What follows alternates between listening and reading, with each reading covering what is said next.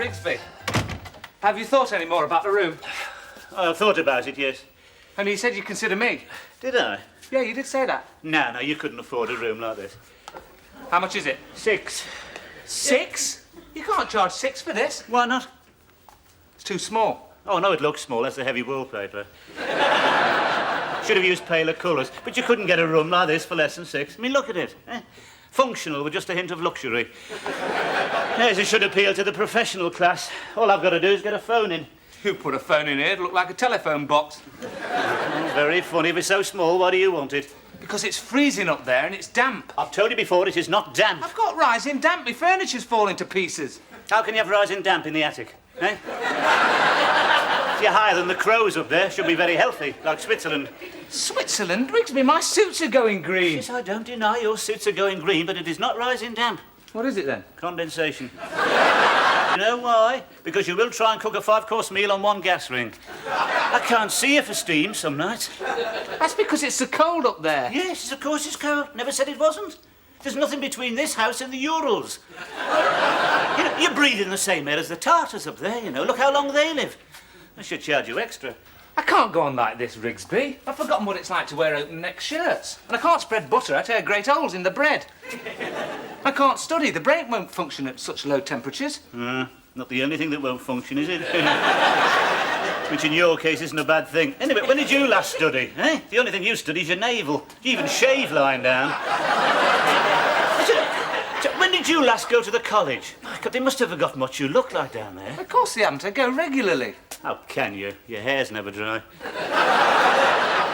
Ah, so that's it. It's my hair, is it? Well, let me tell you, Jesus Christ had long hair. Now, that's enough of that. What? Don't you go comparing yourself with him. You show a bit of respect. But it's true, he did have long hair. He didn't have a hairdryer, though, did he? Anyway, this room contains my own personal property, you see. Most of this furniture belonged to my father. He died on that settee.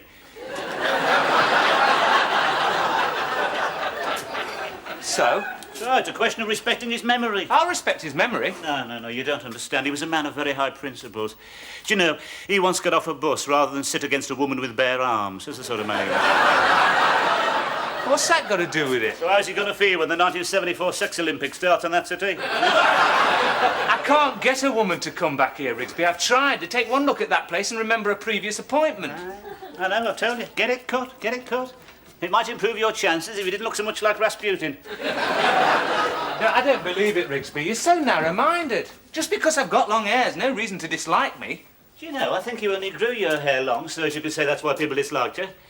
I think they disliked you before. Well, they don't dislike me as much as they dislike you. Who dislikes me? I'll punch their heads in. Hello, Alan. Oh, Mr. Rigsby. I wonder if I could have a word. Yes, of course, Miss Jones. Yes, you want to come down to my room? No, it won't take a moment. Will you excuse me? I'll leave the door open. I'm sorry. Please, shall I I was wondering, Mr. Rigsby, I have a student at the college who needs a room. Is this one available? Student? Oh, I don't know about that, Miss Jones. Well, I wouldn't normally ask, but accommodation is such a problem at the college, and it is my responsibility. Yes, of course. Yes, well, I'd certainly like to do you a favour, Miss Jones, of course. But, I mean, look what happened last time when we got him up there. You mustn't be too hard on Alan. I think he's shy and lonely. Yeah, so was Crippen. Do you know, he's just had the nerve to ask for this room himself. Oh. You know. So I wasn't having him down here, not next door to you, taunting you with his rock music. I mean, it wouldn't be fair, not to a woman of your refinement.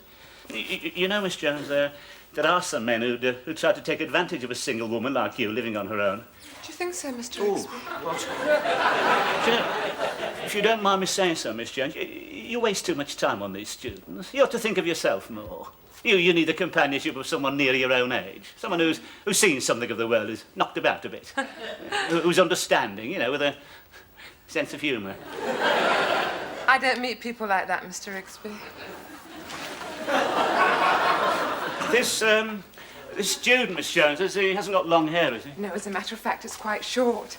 Mr. Smith is rather aristocratic. Oh, aristocratic. Smith. And he's very conscientious and hard-working. Ah. In fact, Mr. Smith is a very mature student. Ah.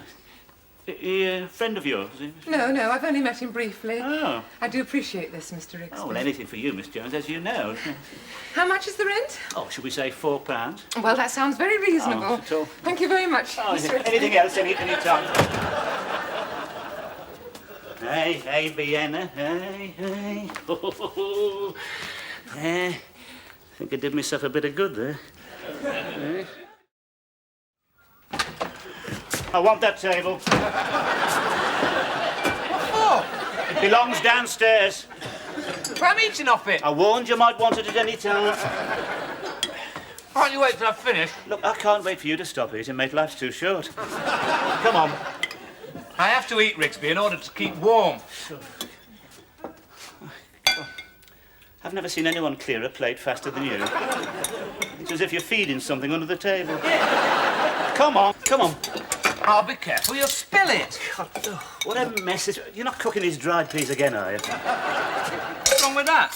They get everywhere. They come drumming down the stairs like grape shots. Come on, I've got to get on. Come on. Why are you in such a hurry? I've got a gentleman coming. Oh, what? A gentleman. What's he coming for? As a matter of fact, he's coming for the room. He won't stay. Oh, yes, he will. Just as long as you keep away from him. You're not getting that room, all What right? do you mean? Don't think I don't know why the last one left. He went for a cheaper room. No, he didn't. He left because he found a jar marked diphtheria germs in his bed. Now, you keep away from him. Right, let's have that table. Come on. What about my friend? Been looking forward to a meal. He hasn't had one for weeks. Where did that come from? Oh, don't you recognise him, Rigsby? He's the fellow that had the room before me. He's the one who was complaining about the cold. Look, shake hands with Mr. Rigsby. Get him out of here. Why? It's morbid, that's why. Look, I have to study anatomy, Rigsby. How can I set bones if I don't know what they look like? But they never let you set bones. Why? God, look what happened when you examined Vienna. He only had a slight limp. By the time you'd finished with him, it was a dislocated hip. But at least he's someone to talk to, and he's musical. Dem bones, grab. That's not funny. Won't do you any good, you know. What do you mean? With Miss Jones, I know why you're doing it, dirty old man. Why? Nothing could be further from my mind. She's a respectable woman. Oh, yeah, then why do you clean her windows 3 times a week? You thank your lucky stars I'm holding this table. Hey, and you better watch your step. Things are beginning to look up around here. There might not be room for you now. Not now I'm getting in a better class of tenant. Excuse me. My name's Smith. Is this my room?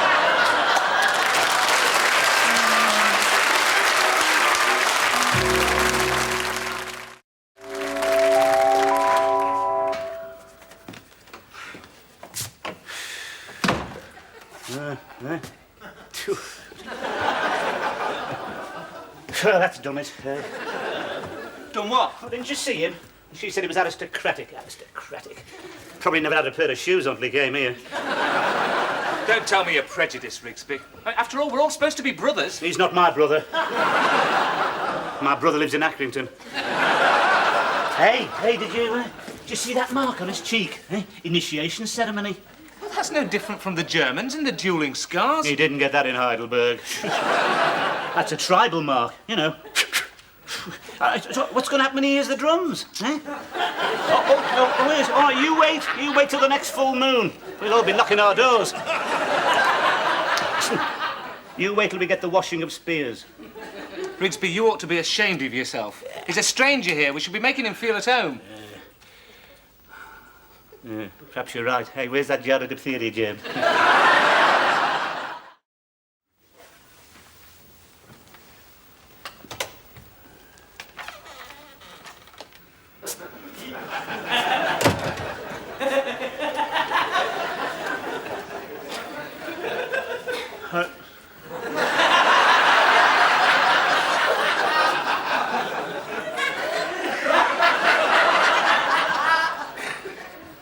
So you've made yourself at home then? Yeah. What do you think of it? It seems very nice. Oh, yes, it seems nice, yes. That's the wallpaper. Very good quality. But it has to be to hold these bricks together. Hey? See the way they've come in here, look at this. See the way the bricks have come away from the woodwork here? You can put your fist right in there, look at that. Yes, and look, this house holds back half the town, you know. Yeah. And of course, we're very high up here. I'm insured against low-flying aircraft. It's in the policy. And there's nothing between this house and Russia? Who told you that? Miss Jones did happen to mention. How well do you know Miss Jones? Not very well, but she's in administration. Oh, yes, I know that. I know all about Miss Jones, yeah. She's a friend of mine, but I'm not rushing it. All right with you? Yes. No, nothing personal, but we don't have any misunderstandings, do we? It's what I told young Lenin upstairs. Who? The one upstairs, one with the long hair. Did you see him right down to his shoulders? Is he at the university? Yeah. I don't think I know him. No, you wouldn't, no. He only goes out after dark. Hey, watch this gas. It'll take your head off. Now, if it starts hissing like a snake, don't try and light it, whatever you do. Leave that door open and fetch me, all right? Did I mention the rent? Yes. £6 a week, and I insist on a month in advance. Miss Jones didn't mention that.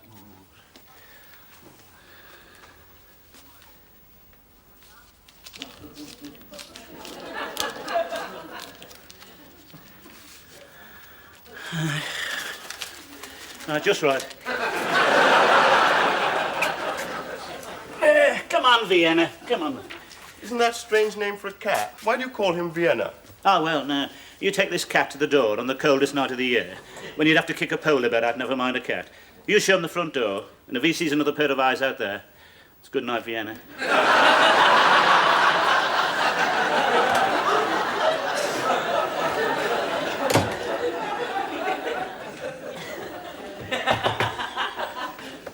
Hello. Welcome to Bleak House. Mind if I come in for a warm? I'm Alan Moore, live upstairs. Philip Smith. How do you do?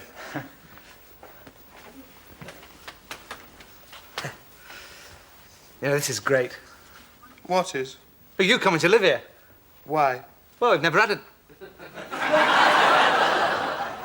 A what? Well, I've never known a... It'll be an experience. What sort of experience? I don't know. Let's get one thing straight. I'm not an experience. No, of course not, no. What do you think of Rigsby? I don't know. Is he mad? Probably. He lives downstairs, all alone with his cat. No one's ever been in his room. Some say that he was jilted on his wedding day and he sits down there all night with the remains of the cake. I was hoping to get some peace and quiet here. I do have a lot of work to do. Of course, yeah, I won't disturb you.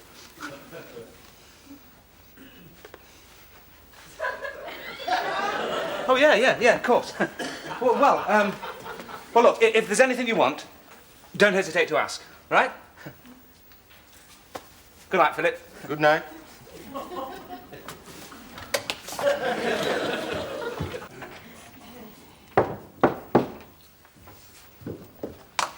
Philip, at last. I've been so impatient waiting for the others to go. I wanted to give you a proper welcome. Are you all right for butter? Do you think we should be doing this? Do you realise this is the first time we've been alone since that night? What night? That night? You haven't forgotten, Philip? Oh, that night. Don't you remember? You said my skin was like the skin of fruit. I thought that was lovely, so poetical. What fruit did you mean, Philip? Ruth, I'm rather busy at the moment and we've got to think of appearances. I don't care about appearances. Let's be impulsive. Let's drink life to the dregs. Is that Rigsby? Rigsby? We should have to be careful. He can be very funny about this sort of thing. What will he do? Well, he cuts my water off.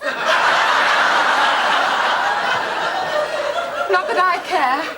Not anymore. Black on white, Philip. What's the matter? Nothing. I'm just thinking how much work I've got to do. Do you ever think about that night, Philip? The way we ran hand in hand in the pouring rain? You do find the rain primitive, don't you, Philip? Mary, I wanted to get a taxi. Do you remember what we said to each other? You said you could get me a flat. I didn't know you were going to be next door. How am I going to get any work done? Work can wait, Philip. Perhaps we can exchange our supplements sometime, Mr. Smith. Mr. Rigsby. Miss Jones.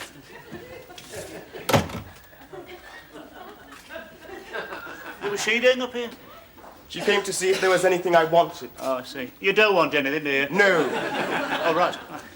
Because if there is, you come to me. Huh? Here's your rent book. Thank you. I've marked...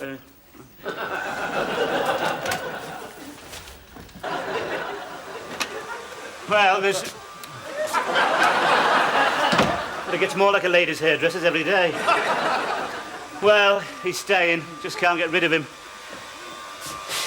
I've tried being diplomatic, now she'll have to get nasty. I don't know why Miss Jones had to bring him here in the first place. Perhaps she fancies him. You watch your tongue. She's not like that. She's a respectable woman. She saved herself. What for? For the right man. Not you, Rigsby. Oh, why not? I thought you said she was respectable. She is. But underneath, you see, she's untapped. There's a lot of pent-up force there. One of these days, she's going to burst like a dam, and I'll be waiting. Perhaps the dam's been burst already. No. Anybody tries to come between me and her... Oh, there they are.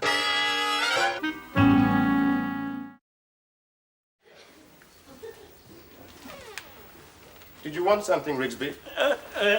No, just, just seeing you'd settle in, that was all. Well, if you don't mind. Because the last tenant in here, he never did settle somehow. He seemed to sense an atmosphere, What sort of atmosphere? Bad spirits. What? Well, you see, years ago a man died in here in this room in horrible circumstances. Took his own life whilst the balance of mine was disturbed. I think I know the feeling. I'm only surprised that he found the time.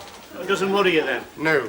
Well, I just thought I'd mention it, just in case you were of a nervous disposition. God, look at the cat. Look the way he's first standing on end. He can sense it. Oh. Yeah. Him and me, we wouldn't spend a night in here, not for a fortune. I'm relieved to hear it. Yeah. Now, if you don't mind. Horrible circumstances.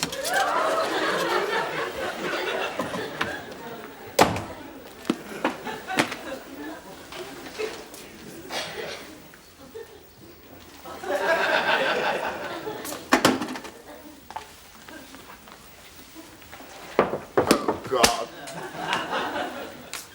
What's the matter, Philip? You look worried. Worried? This is like being in the middle of a sponsored walk. How can I work under these conditions? You're working too hard, Philip. You should try and relax. Why don't you come and lie down? Shall I turn the covers back for you? What's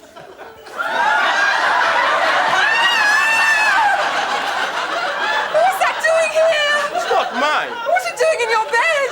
There are other things you can go to bed with, you know. Don't worry. Now then, Monolulu, what's your little game, eh? Do you think you can start that sort of thing round here that happens to be a respectable house? Oh, don't be ridiculous, Rigsby. He's perfectly respectable. He happens to be the son of a chief. Son of a what? Son of a chief. A paramount chief. Oh, my God. Son of a chief, and he never said nothing to He me. doesn't want anybody to know. If he wants to be bloody secretive. I'm trying to lead an ordinary life. All I want is to be left alone. That's how you feel, Philip.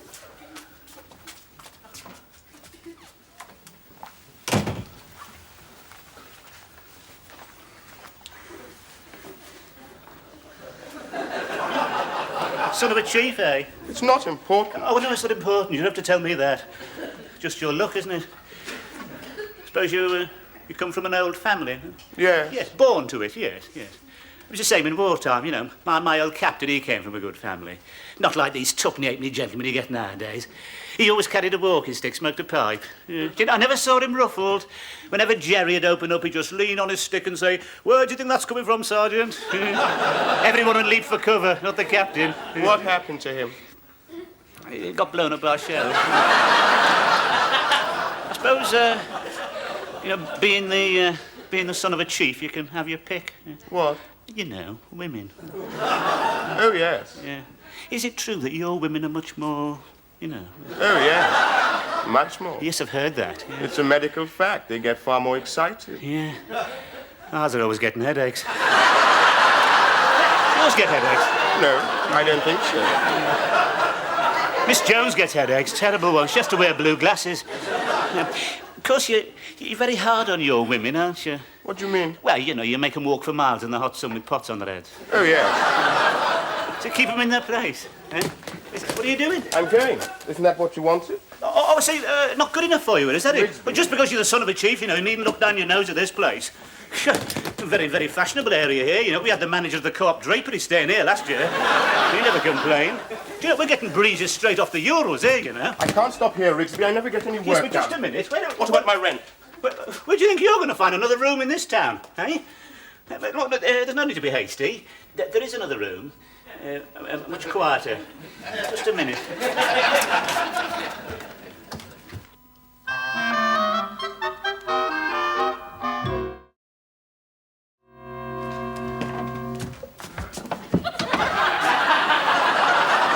What are you doing in there, Rigsby? All right, just bringing your table back, that's all. Oh, thanks, that's great. Hey, I shouldn't go in there, not with your curlers in, anyway. Hey, what's going on? This is my room. I beg your pardon, but this is my room. Hey,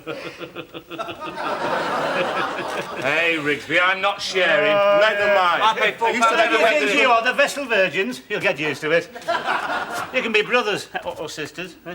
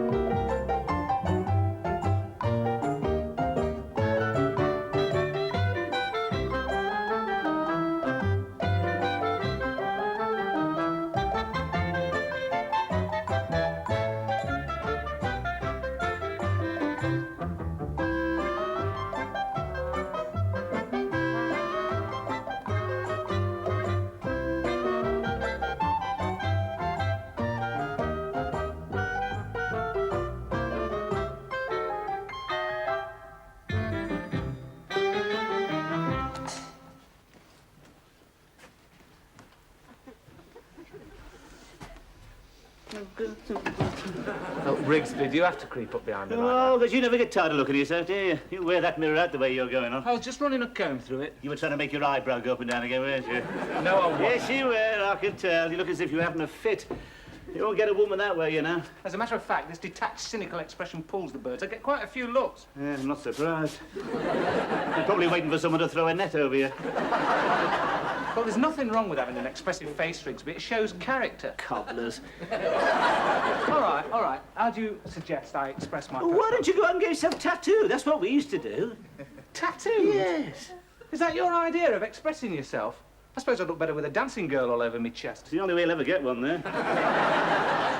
Not anymore. I've decided to change my image. Oh, well, I'm very glad to hear it. I've been Hey, is this new image going to clean the bath out after him? I've been neglecting myself long enough. You can let yourself go without noticing it, you know. Hey, this new image wouldn't have anything to do with our friend here, would it? No, what should it? Because that's his jacket you're wearing. Oh, well, I just thought I'd try it on. Yes. Hey, that's not the only thing you're trying on as well. What do you mean? Well, I understand you've been telling Miss Jones the conditions up here are disgusting. Ah, well, as a matter of fact, Rigsby, we feel that it's...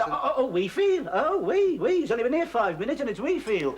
Yes, I knew he caused trouble. No, it's not causing trouble. It's just that Philip feels that it's a bit overcrowded up here. Overcrowded? He's never known luxury like it. I told you, never had a pair of shoes on till he came here. Not again. Look, they're pinching his feet, you can tell. He has them off as soon as he can. They've got to feel the ground under their toes. He's the son of a chief. Those shoes he wears are handmade. All right, so he's the son of a chief. All that means is his mud hut's a bit bigger than all the other mud huts. Anyway, I wouldn't get too attached to him if I were you. Who said I was attached to him? I notice you haven't gone home this weekend.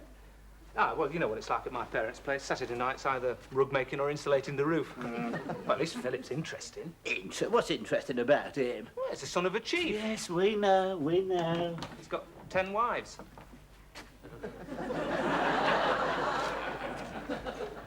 10 wives? You're not jealous, are you? Of course I'm not jealous. You wouldn't give him a second look. I don't know. White woman out there might have quite a lot of status. We don't know how many bags of salt she might be worth. Could you watch your tongue? I can see her now, going down to the river. A few hoops around her neck. Pile of washing on her head. I knew you wouldn't understand, as if she'd get involved with anybody like him.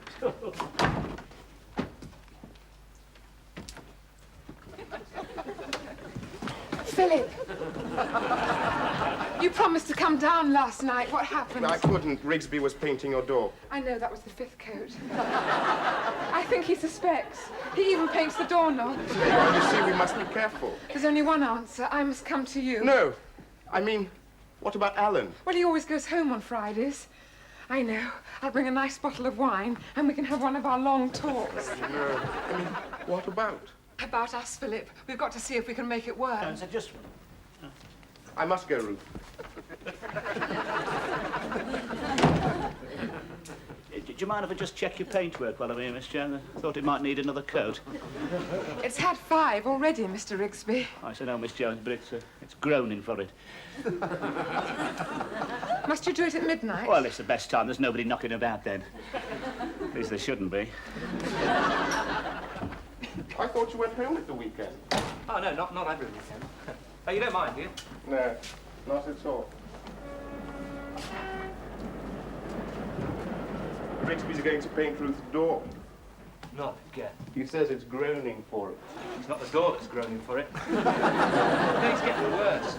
It's worse than being in college, this. We won't be able to do any entertaining, you know. Do you mean women? Yeah. You're not against them either? Not against them often enough. I'm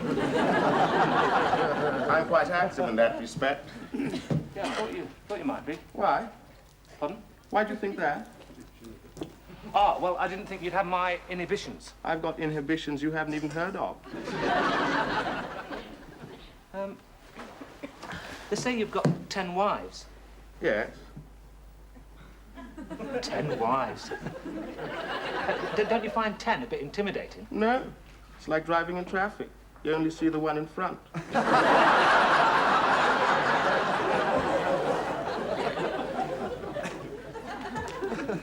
You circumcised? No,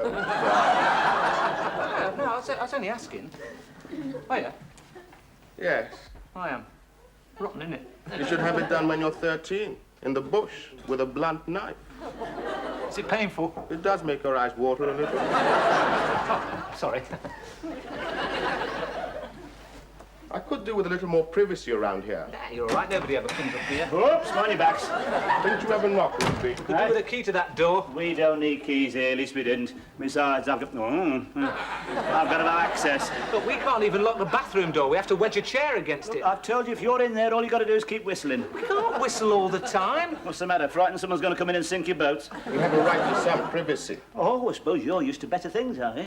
That wouldn't be difficult. There's something I don't understand about you, Sunshine. If you're the son of a chief, why are you called Smith? Well, that's not my real name. Of course it isn't. So what's your real name, then? I can't tell you that. My real name is known only to the elders. You see, my people believe that if a man has your name, that he can harm you. That he can take your name and work evil with it. Yeah, we got people like that in this country. We call them the police. Rigsby, you don't understand. Philip's name's taboo. Well, if his name's taboo, why can't he say so and be so secretive about it? I think he's just trying to get away from those 10 wives, eh? 10 wives? I've never heard anything like it. Why shouldn't I have 10 wives? I'm not poor. I'm not sick. Well, I think it's indecent, and I'm surprised the missionaries didn't put a stop to it. Missionaries? Yeah. We don't need missionaries. Well, why not? Because I happen to be a god. That's why not. What? He's joking. You ask my people. They don't think it's a joke.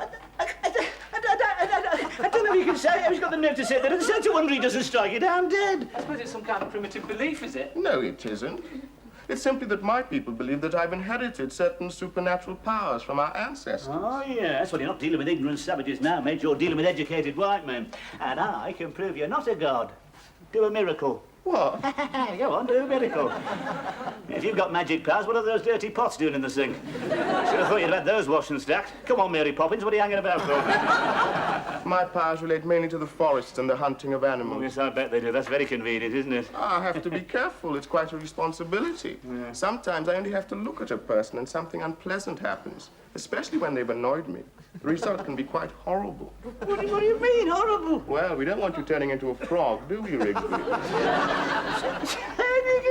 Yeah, don't think I believe all that. You don't frighten me, mate. Go on then, what? on, why don't you tell me to walk on? Give me the evil eyes, strike me down. What's that? 10:25 to Macclesfield. Yeah, you see, you can't do anything because you're dealing with 20th century man, mate, not some relic from the Stone Age. All right. I'll work a miracle. You what? What's all this then? Oh, he's got that out. Oh. This spear belonged to my ancestors. It has considerable power. Hey, what are you going to do, Philip? I'm going to make something appear, but you must be very still. Hey.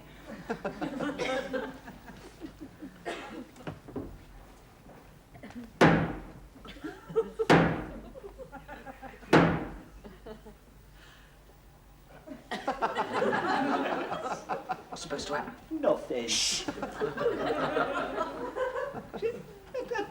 Nothing's going to happen. I tell you, Oh dear, I seem to have come to the wrong room. I'm terribly sorry. There must be all those little red tablets I'm taking. Excuse me.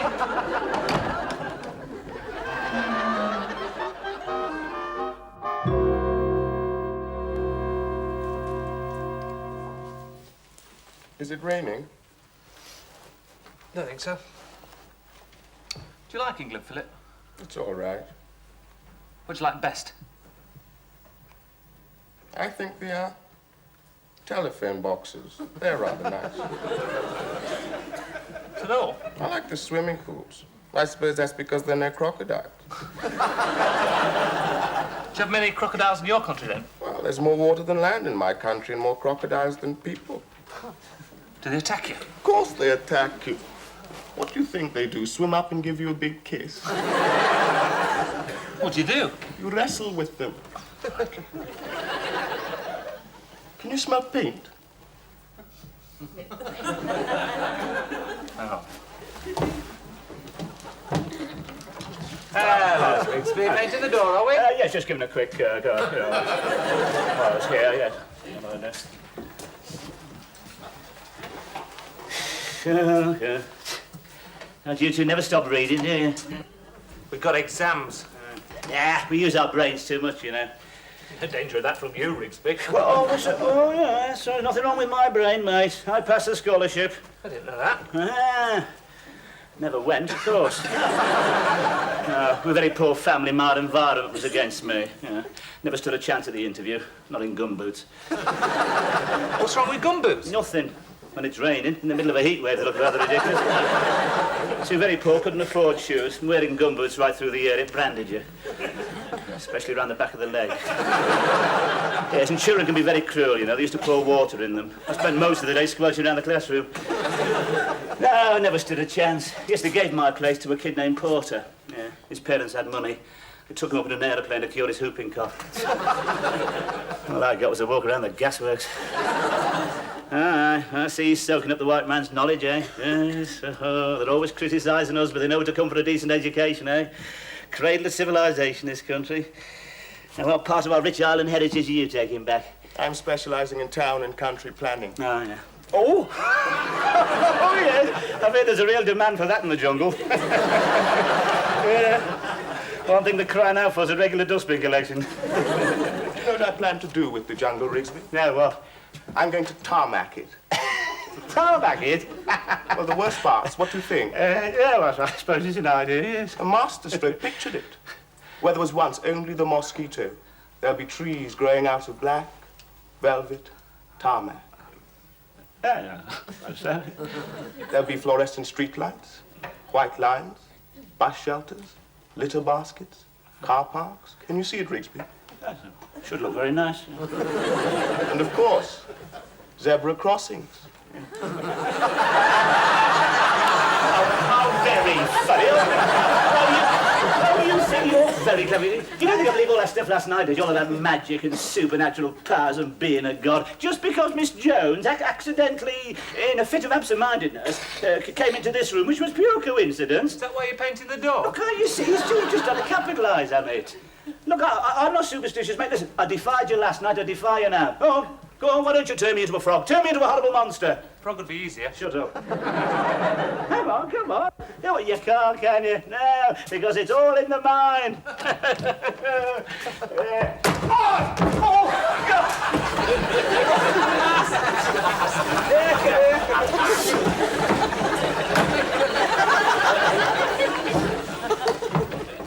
You going out? Yes. Thought I might go out tonight. There's a good film on at the Plaza. I had to get the clothes off in the first 10 minutes. I don't suppose you thought of going yourself? No. Hey, we could go to the flea pit. They're showing Zulu again. Perhaps not. Have you got any ideas? I've got a date. Oh. If you're on your own. No. I could always go and see one of my birds. Trouble is, I usually go home at the weekends. Why don't you take Ruth to the pictures? Ruth? She wouldn't like clothes off in the first 10 minutes. Besides, she won't come. Why don't you ask her? I think she likes you, Does she? No, she's older than me. but more experienced. What, Miss Jones?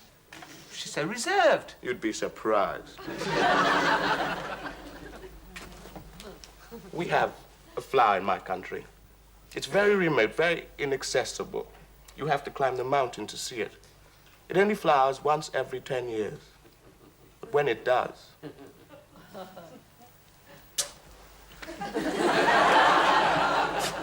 As good as that? all I can say is, it's well worth the climb.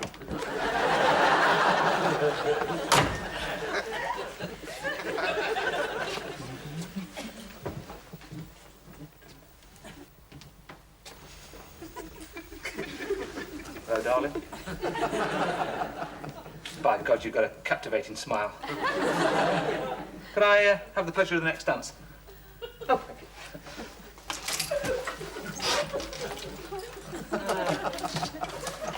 Come in often. Can recommend the food. You've got the best smoked salmon in London. Oh, you're slimming. Oh, well. Gotta be careful, you know, you can go too far. Oh, you like the jacket? You've got it in the King's Road. Simply had to have it.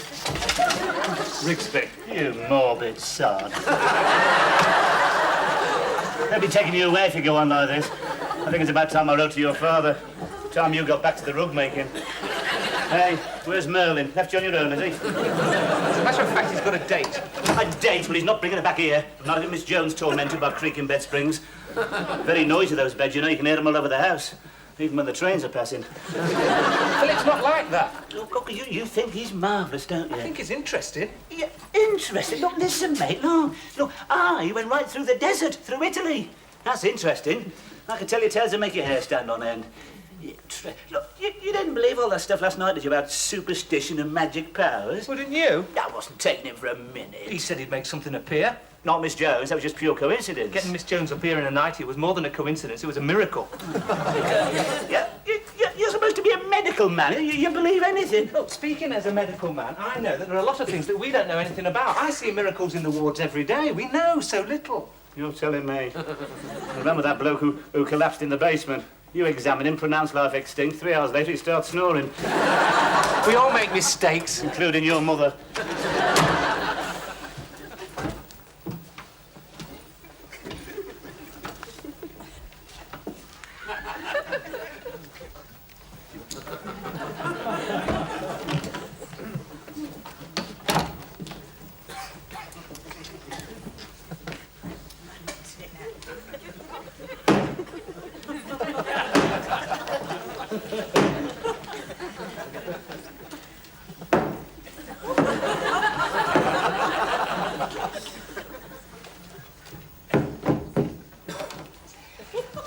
Philip, at last. Oh, James, I never knew you cared.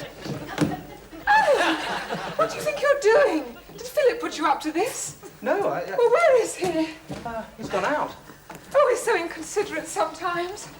You wouldn't believe we're almost engaged, would you? No.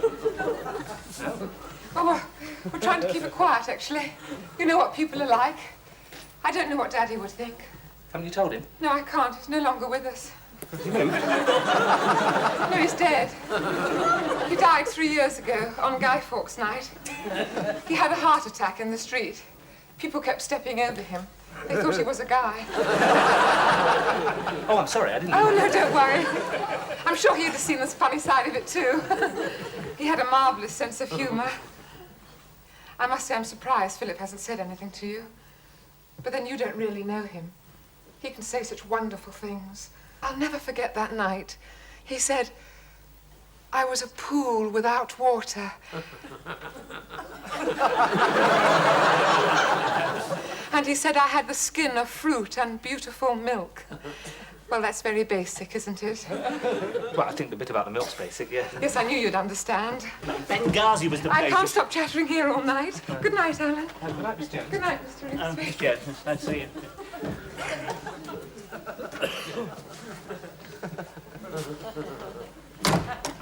What was she doing up here? Just brought something up. Oh, I brought something up. Was it the butter? Yeah. You liar. I knew you were up to something. That's why you wanted to stay here this weekend, isn't it? What do you mean? You've been planning this all along. You students are all the same. Sex mad. How'd you know she came to see me? What do you mean? Well, I'm not the only one who lives here, am I? What? So it's slander now, is it? As if she'd get herself involved with anybody like that. She's a woman of refinement, mate. Have you seen that woman's washing? She still wears harvest festivals, always safely gathered in. Try and cast any aspersions at her, mate. A good mind to fill you in. Now, stand back, Rigsby. Stand back. Do you know what's in this bottle? What? Microorganisms. Eh? Millions of them. Enough to wipe out a whole city. I only have to remove the stopper. I don't believe you. There are millions of them, Rigsby. And not one of them overlapping. Well, I can't see anything. Hey, you won't see anything.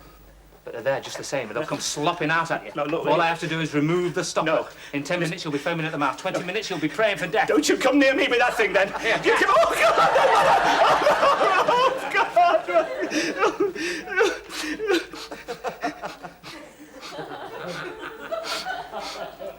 Salad cream. I might have known of you. Out of it, you. Mumbo jumbo.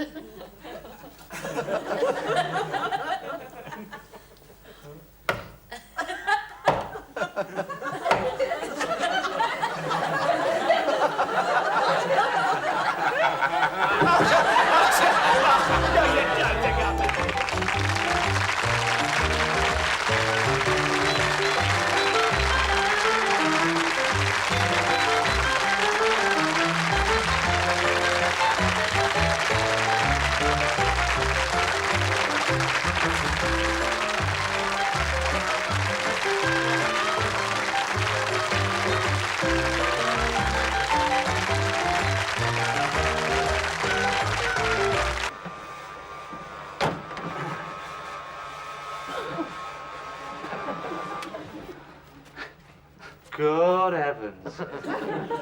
Look at this. Who is this well-dressed stranger? Could it be Count Dracula popped in from the dead to have a quick bite? Why don't you give it a rest? It's Rigsby! It's Rigsby. I didn't recognize him, did you? No, it must be the suit. I've never seen you in a suit before, Rigsby. Yeah. Have you had a bereavement? I came up here to see what you thought of. You're just going to be funny, of course. I mean, there's not much point, is Don't there? go, Rigsby. Let's have a look at you. My God, when did you last wear this? VJ night?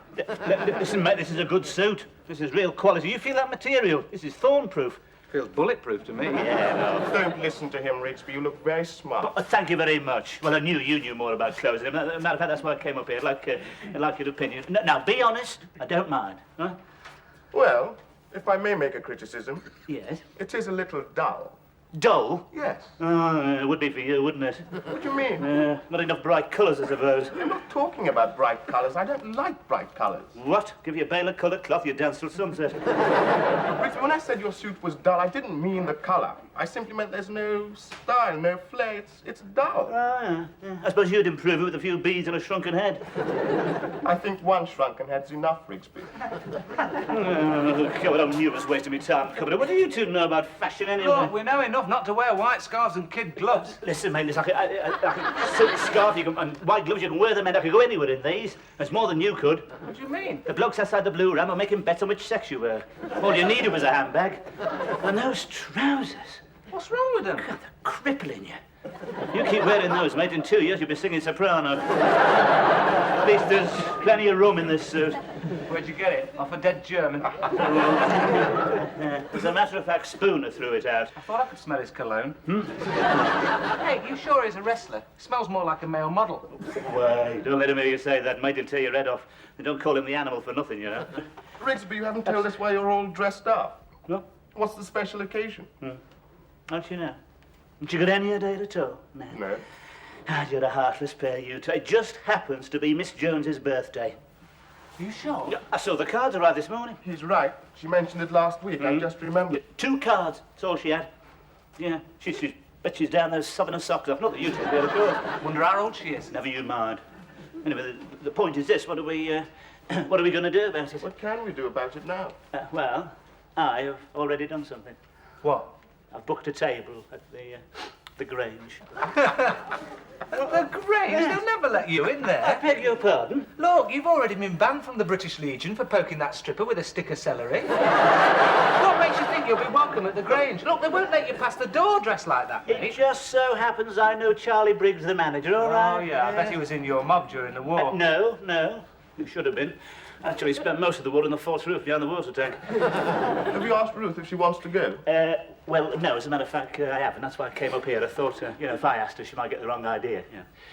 What do you mean, wrong idea? Well, she might think, she might get the idea that, yes, never mind what wrong idea. You're coming in, aren't you? Nah, can't go to the Grange, I ain't got any money. You've never got any money, have you? Have you taken a vow of poverty or something? You know I can't manage on my grant. But here we go. I can feel the tears coming already. All right, I'll pay for you. Oh, thanks, Rigsby. I'll put it on your rent. What about you, Philip? I'm not paying for him as well. No, I was only asking if you wanted to come. Oh. Well, do you? Yes, why not? Good. Right, you go and ask her. Go on, quick, before she gets her blue glasses on. Who is it? It's Philip. Can I see you for a moment? No. Come on, Ruth. Open the door. You know you don't want to see me. I do. No, you don't. Go away. Well, if that's how you feel. If you're going to stand there all night, I'll have to let you in. I suppose you've just remembered it's my birthday. Many happy returns, Ruth. Oh, be quiet. I feel old. You're not old. Well, I'm older than you. How old are you? Never mind that.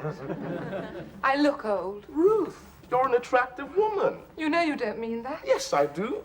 You are. You're very attractive. Well, I'm not going to argue with you. A man did call out to me today as I was on my way home. What did he say? He said, "Hello, beautiful." There you are, you see. I think he was drunk. And why should you think that? Because after he said it, he sank down in the middle of the road. Well, you're still an attractive woman. You are. You don't look a day over 30. I am not a day over 30. And anyway, if I'm so attractive, why am I spending my birthday here alone? I should be exchanging gay repartee with beautiful friends. I should be surrounded with laughter and clinking glasses. Instead of which, I'm trying to decide whether to do the ironing or try on another mud pack. Ruth, you're not alone. Well, I may just as well be. No one ever talks to me here. I wish I'd never left the badminton club. But they never talk to you there. Well, at least we shouted the score to each other. And they'd have remembered my birthday. But I have remembered your birthday. What? We're going to the Grange. Philip, why didn't you tell me before? I shouldn't have gone on like this. The Grange. Oh, it'll be so exciting. They'll be dancing by candlelight. Oh, it'll be so romantic, just the two of us. Well, not just the two of us. Ta-da! Is it all right? Yeah, of course it's all right. I told you he's out. Well, I don't know. Spooner's very funny about his clothes. He knocked a bloke down 3 flights of stairs once just for wearing his hat. Look, he never gets back before 2, does he? Eh? Look, you'll have returned it by then, won't you? Hey, what about this? I'm not wearing that. Why not? Look, I'm going there to eat, not playing the band. Look, this is the sort of thing they wear there. Come on, try it on. There. What do you think? Oh, I don't know. No. Think of it, Rigsby. Think of it. There'll be candlelight. Orchestra playing in the background. You in a tuxedo, so you won't be able to resist. But look at all this stuff. I mean, No, that's the sort of thing they wear there. Look, you can't wear this, can you, eh? You don't look out of place, do you? Wait a minute. Wait, it's not me who's going to look out of place. What about our friend here? Well, why should Philip look out of place? Well, it may have escaped your notice, but he's a bit on the dark side. They happen to notice that sort of thing at the Grange. You better tell him to stick close to me. Who are you going to stick close to? Look, then there's the knives and forks. What about the knives and forks? Well, I mean, they'll be laid out there in front of him like surgical instruments, won't they? What do you think he's going to do? Eat with his bare hands? That's what I'm saying. We don't know what he's going to do we? That's why we don't want him dropping any clangers. Don't want him drinking out the finger bowl, do we? What about this? I think I might wear this myself. Does it light up? It's clip-on, of course. I prefer to tie one on myself. Spoon will tie one on you if he finds that, I'll tell you. Hey, you wearing that? It's not too bad, is it? Looks fantastic on you. Yeah.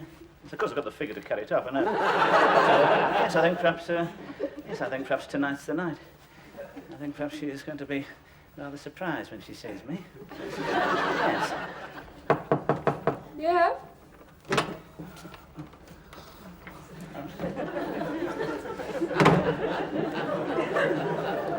Just thought I'd let you know the taxi's arrived, Miss King. Yes, I'm nearly ready. Mr. Rigsby. Well, what do you think, Miss James? Well, yes.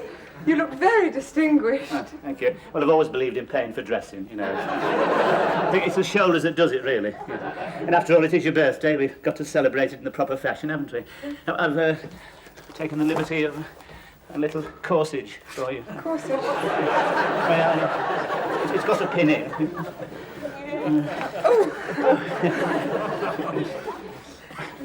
Hang on, Miss Jones. I hope you don't mind. I've brought you a little present. Oh, Mr. Rigsby, you shouldn't have. Just a small token of my esteem, Miss Jones. Oh, thank you. What is it? Perfume. Oh, how lovely.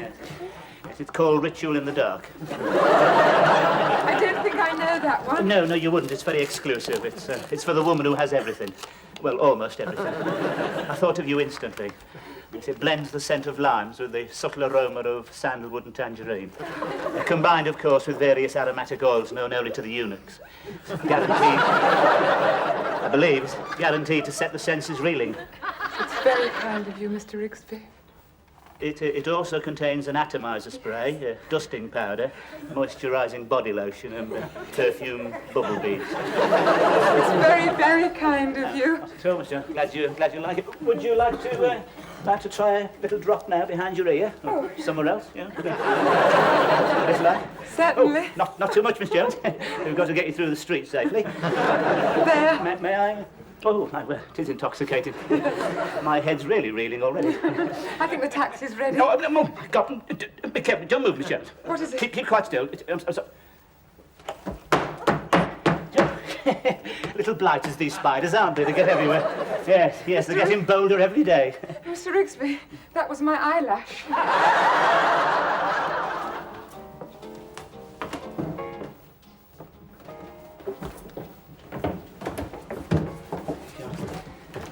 Trust him to show a clean pair of heels when it comes to the fair.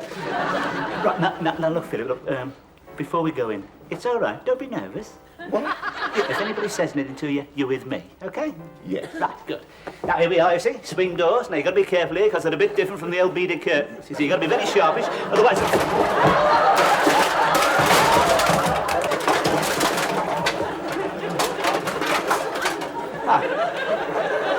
Hello, Charlie. And where do you think you're going, sir? Just going in. Oh, no, you're not. outside. You mean outside? I've got a table. Tables are all taken. I know, I've booked one. Hello, Charles. Why, good evening, Mr. Smith. Is there some difficulty? Who is this gentleman with you? Yes. Oh, I'm sorry about that, sir, but one can't be too careful these days.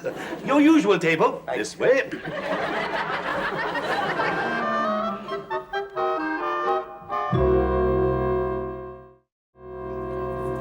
Have you kept some more wine, Miss Jones? Do you think I should? My face is glowing. Miss Jones, you look radiant. Not too much. If I have any more, I shall do something silly. Oh, we'd better have another bottle. Waiter, thank you. Could we have another? Could we have just another bottle? Same again, please. Thank you, sir. Thank you. Yes, I've never seen you by candlelight before, Miss Jones. The effect is quite magical. Oh, Mr. Rigsby. You know, you really grace a dinner table, a woman like you know, stimulating the conversation, pushing round the mince. Yes, we should really do this more often. Yes. It was such a good idea of yours to come, Philip. I'm glad you're enjoying it. This place has such an ambiance, don't you agree, Mr. Rigsby? Oh, yes, yes.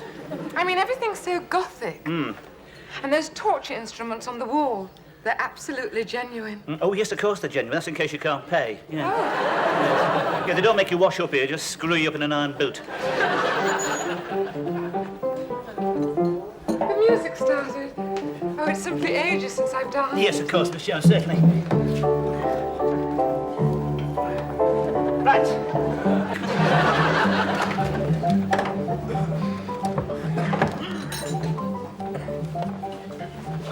Where have you been? Don't go to the bogs. Why not? The bloke in there brushing you down, asking you if you've had a nice holiday. Cost you 10p to get out. Should have shown him your Barclay card. Most expensive one I've ever had. Mind you, said I look well. Some people say anything for 10p. Mind you, what you expecting here? You won't get it for a penny here, you know. This place reminds me of a visit to my Aunt Hilda's. A big hello and a small sherry.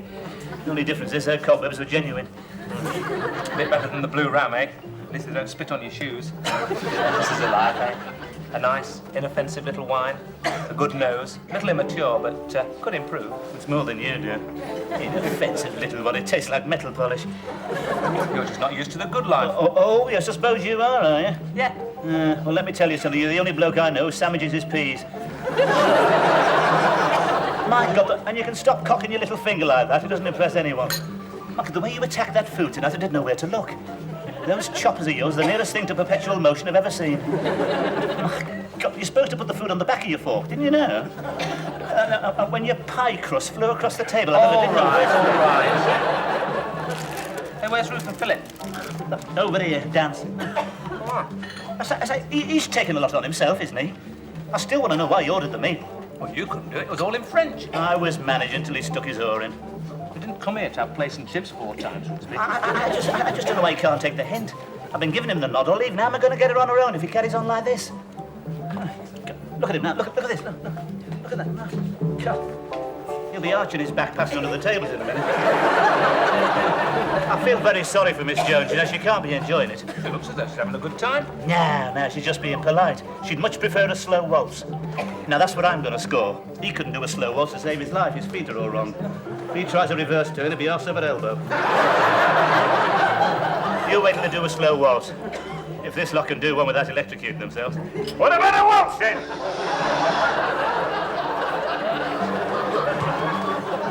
Everything to your satisfaction, gentlemen. Oh, fine. Oh, yes. My word, you've come a long way from that tea urn in the market, eh, Charlie? I beg your pardon? Yes, but I can still see you and your dad standing behind that urn with those plates of curly sandwiches. Well, there was nothing wrong with those sandwiches. Oh, well, I can understand you being loyal to them. They were in the family a long time. Couldn't call them fresh, though, could you? Well, we never had any complaints. Never had any... You couldn't get near that counter for food inspectors. Now, what about that tea, eh? And what was wrong with the tea? Oh, we could hardly crawl out of that urn. You see, it's Charlie's job to dash past the tea and at high speed with the tea bag. Would you mind keeping your voice down? You're annoying the other guests. What don't they know about the stall, then, Charlie? And don't call me Charlie. Now, look, I know you. You're a troublemaker. I'm going to keep a very close eye on this table, and if there's any trouble from either of you, you're out. Right? Poor old Charlie. He never did have much sense of humour. He hasn't brought the bill yet. be worth it for Miss Jones. Haven't you noticed her this evening?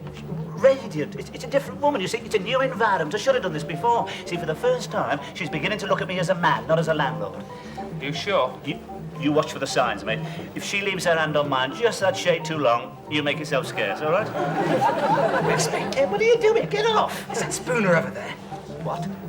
It is, it's coming this way. God, quick, he'd murder me if he sees me in this jacket. Get rid of him, quick! Oh, what? Get rid of him.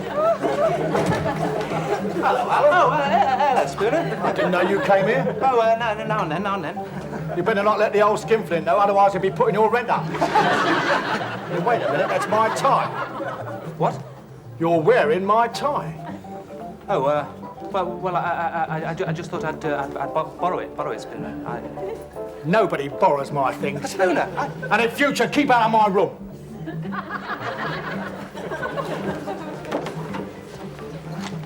What's he done to you? He's taken the tie. Oh, I thought he'd cut your throat. Might well have done. Don't let you in here if you haven't got a tie Oh, on. you're in now. You're all right. You're in. You think he'll chuck me out? What, for not wearing a tie? Of course not. Just give you a couple of turns on the rack, that's all. Skinflint, eh? I should remember that. Just wait till he wants to take a bath. There's going to be a sudden absence of hot water.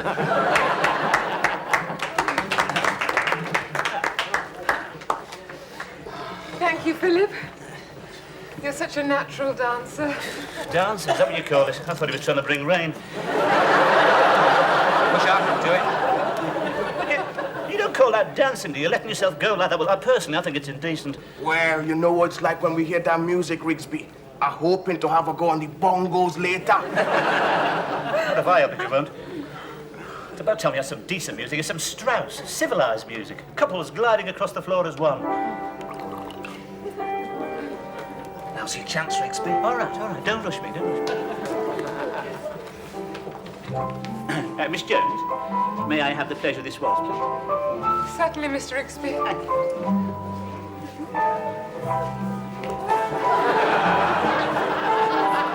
It's all right, Miss Jones. If it gets tricky, don't worry. Just follow me, all right?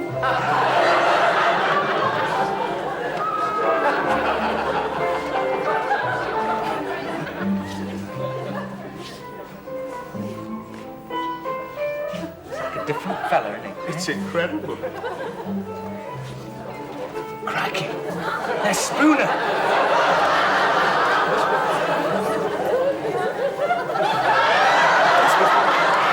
What are you doing in my tuxedo, Rigsby? Dancing, what do you think I'm doing? You've been in my wardrobe, haven't you? Look, sling your hook, Spooner, with a lady. I want my tuxedo. Look, I've only borrowed it. You can have it back by 12. What's the Oh, matter? can I? Well, I got news for you, Cinderella. The ball's over, and your coach has just turned back into a pumpkin.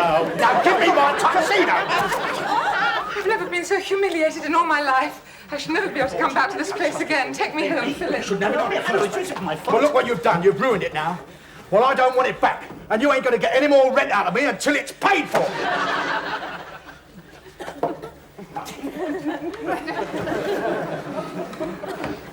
Where is she? She's gone. Was she annoyed? What do you think? It's a good job a Spooner. The magistrates don't allow me one more punch. What did he have to turn up for now? I was near to it there. She was definitely weakening. This? I understand there's been a disturbance on the dance floor. A disturbance? I wouldn't call it a disturbance. Would you call it a disturbance? No, I wouldn't call it a disturbance. Just a gentle ripple. My God, what's this? Hey, look at this. Excuse me, sir, but you are not wearing a tie. No. We have a very strict rule here about gentlemen wearing ties. It's to keep out the riffraff. I'm afraid I must ask you to leave. And you better take your friend with you. Just a minute. I've got a tie, all right? Oh, yes. Well, it may have escaped your attention, but you appear to have only one sleeve. I've got another one here. You are both improperly dressed, and I must ask you to settle the bill and leave. Come on, Rigsby. Why should we? You stay where you are. Well, of course, if you want us to use force. Oh, that's right. Throw us out. I should have expected this. That's how this country always treats its heroes. It was different when I was standing between you and Hitler, wasn't it? I go, where were you in 1940? I'll tell you, up in your false roof. What do you mean? I went in, I did my bit. I know where you did your bit, mate. The 49th deserters. The red caps around at your house every Monday morning. They spent half the war fighting your mother. Be careful. If this shrapnel moves another half inch, you'll have a death in your hands. I can understand this. We're making a fortune, weren't you, till the GIs found out half a crown wasn't the same as a penny. Hey, you should watch what you're eating over there. What do you think the candles are for, so you can't see? Madam, you've got the only four-legged chicken in captivity. Anyone seen our tiddles? I've been thrown out a better place than this, too, to ride dumb. Come on, Rigsby. All right. I reckon we've given Miss Jones a nod to remember, eh? Yeah. Do you know what? I still feel hungry. So am I. You fancy a bag of chips? Plenty of vinegar. Lots of scallops. Mushy peas. You're on. It's your turn to pay. Go on.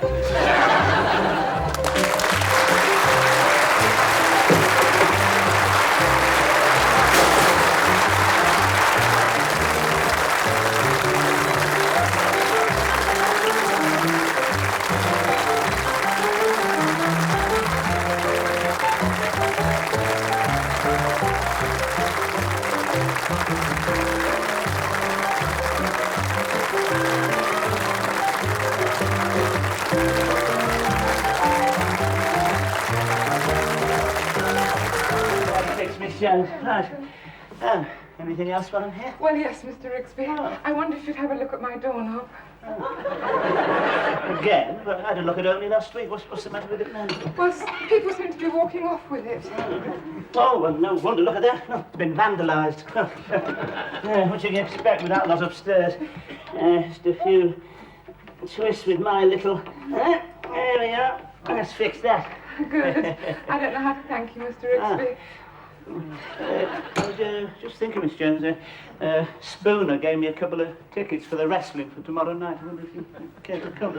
Well, it's very nice of you to ask me, Mr. Rigsby, but I really don't. Oh, you'll enjoy it, Miss Jones. It's a grudge fight. Spooner versus the Russian. Yeah, it's ended with a broken leg last time. Oh, how awful. Mr. Spooner or the Russian? No, somebody in the third row. No, you see, the Russian... the Russian comes on in ballet tights, you see, and pelts Spooner with flowers. And this infuriates Spooner. He belts the Russian with his stool. Oh, but surely the referee wouldn't allow that. No, this is before they shake hands. Of course, everyone starts booing Spooner while the Russian keeps blowing him kisses. Poor Mr. Spooner. No, you don't understand me. There's a boost to boo him. He's the villain. Doesn't he have any supporters? Not many, no. What do you say, Miss Jones? We could have a spot of supper afterwards. Well, I've just remembered, Mr. Rigsby. I'm afraid I've got to work late tomorrow night. Oh. I hope you don't mind. Oh, of course not, Miss Jones. I quite understand. It was very nice of you to ask me. I'm sorry. Oh, that's all right. It was just a thought. Yeah. I mean, if you can always get rid of the tickets, no bother there. After all, it's all fixed, isn't it? What do you think? What about? The earring. Yeah. It's not very big, is it? Well, it doesn't need to be. Catch it in anything, it'll tear your ear off. Do you like it? Yes. Has Rigsby seen it? No, I keep covering it up with my hand. Well, you know what he's like. He thinks a signet ring's flashy. Do you want coffee? I need something. What's the matter? Oh, I've just said goodnight to the most beautiful girl I've ever met. I left her with tears in her eyes.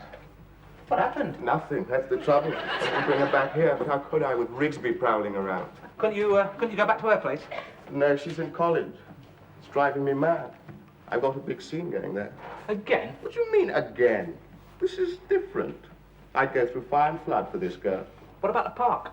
And get covered in moss and dead leaves. As far as I'm concerned, the park's strictly for the ducks. What's the matter with Rigsby, anyway? Well, Ruth keeps turning him down. It's making him bitter. He's down there at the moment asking her to go to the wrestling with him. She won't go, of course. She thinks the main bout will be her versus Rigsby. I think I'll tell him straight out. I'm bringing a girl back here. No, you do that and you find your cases in the hall. Besides, Ruth would have the vapors if you brought a girl back here. Tell you what we ought to do is to get them two together. And how do we do that? We give Rigsby some advice. What sort of advice could you give him? How to make it with Ruth. But you've never made it with anyone. Well, what about that girl who keeps following me? What girl? The one on the racing bike. Oh, you can't count her. She'll never dismount. She will, though, she will. You wait and see. Besides, just because you've never seen me with a girl, don't mean to say I've never had one. As a matter of fact, I'm Getting over rather a big scene at the moment. Oh, I didn't know. I don't like to talk about it much. It's pretty steamy while it lasted. Well, go on. They say I was the reason she failed her O-levels. You mean she was still at school? And you're going to advise Rigsby? Look out. Don't you think he needs something? Like a body transplant? Hey, do you want some coffee, Rigsby? Oh, my guts are in a turmoil today. You take anything for it? Deep breathing. I find that's the only thing that helps. Deep breathing every morning. You want to see a doctor? Nah, you start worrying about your health. You've had it. He had a blood out there downstairs. Thought his shoulder blades were deformed. Kept asking me to look at them. He spent hours trying to see them in the mirror. By the time he'd finished, they were deformed. Oh, that's better. Rigsby, there's something I wanted to ask you. Oh, my God, what's that? What? There, on your ear, quick, something glinting. What is it? It's an earring. Oh, stop the world, I want to get off. What's wrong with it? He looks like the gypsy's warning. Philip thinks it's all right. Oh, he would. He thinks a bone through the nose is all right. Rigsby, I wanted to ask you... Here's some tickets for the wrestling. Ask me what? It doesn't matter. She turned you down then, Rigsby. Mind your own business. I can't understand it. I've tried everything with that woman. No, Rigsby, you ought to get with it. You ought to change your image. Perhaps I should buy your earring. You know what I mean? As you mean medallions, don't you? Shirt open, drinking Campari while some bird in the night is helping you off with your boots. No, life's not like that. No, she's too busy with good causes to worry about me. That's the too busy worrying about his mates in Africa to worry about me. That's the trouble, you see. I'm not a good cause. Oh, I don't know. What about help the aged? You know what you need? Oh, Charisma. I'm not spraying myself with that stuff, mate. No, charisma. It means personal charm. Oh, yeah. Appeal. I've not noticed much charisma around here. Look, Ruth doesn't want to go to the wrestling, does she? Huh? Do you know what she'd really like? What? A nice, quiet evening at home, listening to Matt Monroe. Who? Matt Monroe. But I've got one of his records here. Hey, why don't you take it down, give it a quick twirl, get her in a nice romantic mood, and give her a gentle squeeze. Matt Monroe? Never fails. Oh, I don't know. She's a very sensitive woman. My stomach being what it is, it rolls whenever I get near her. Must put her off. Hey, I've got just a thing. Well, here you are. Take a couple of these. What? They'll calm you down and tone you up at the same Hey, time. you haven't got any hormones in him, have they? You know, he's that bloke down the road, the one who got the cheap turkey at Christmas, that was full of hormones. 3 days later, his wife had a deeper voice than he got. I'm sure you just did it. Perfectly harmless. No? All right, I suppose they won't do any harm. Here you are. Take the bottle just in case. Wait a moment, Rigsby. What? Oh, God. Who just said Matt Monroe. Matt Monroe.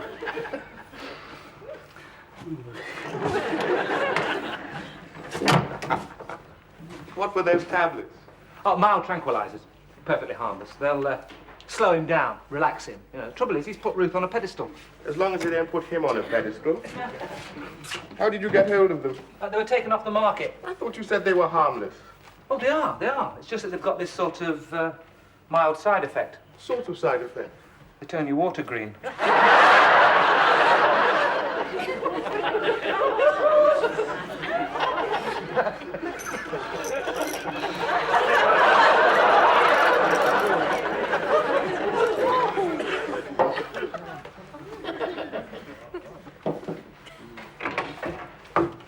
Yes, Mr. Rigsby? I was down there. I just wondered if you'd like to hear this record. It's Matt Monroe's latest. Matt Monroe, yes, I like him. He does things to me. Oh, good. I'll slip it on then.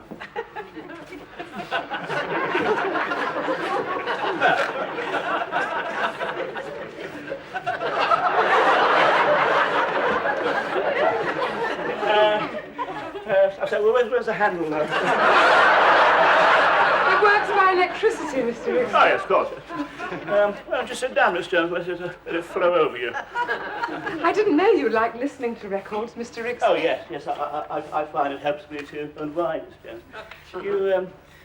You find it helps you a lot? Yes, yes, I suppose it does. Okay, perhaps we can ride together.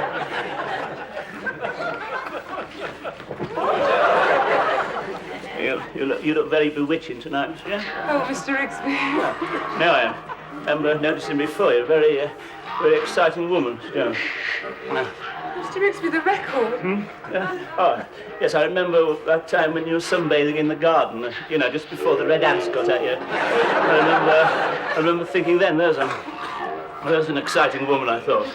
Yes, I noticed you were leaning on your spade a great deal. Yeah, well, I couldn't take my eyes off you. I mean, we'd never had a bikini in the garden before, and I had to keep the boys off the fence, Yes, yes, I do understand. Mr. Rigsby, the record. Oh, yes, I'm sorry. No doubt about it, he's got a beautiful voice. Mr. Rigsby, it's on the wrong speed. I hope we're not going to have that sort of male chauvinism. Whatever you may think, I am not a sex object, nor do I abandon myself to the strains of Matt Monroe. I don't know who gave you that impression. Mr. Rigsby.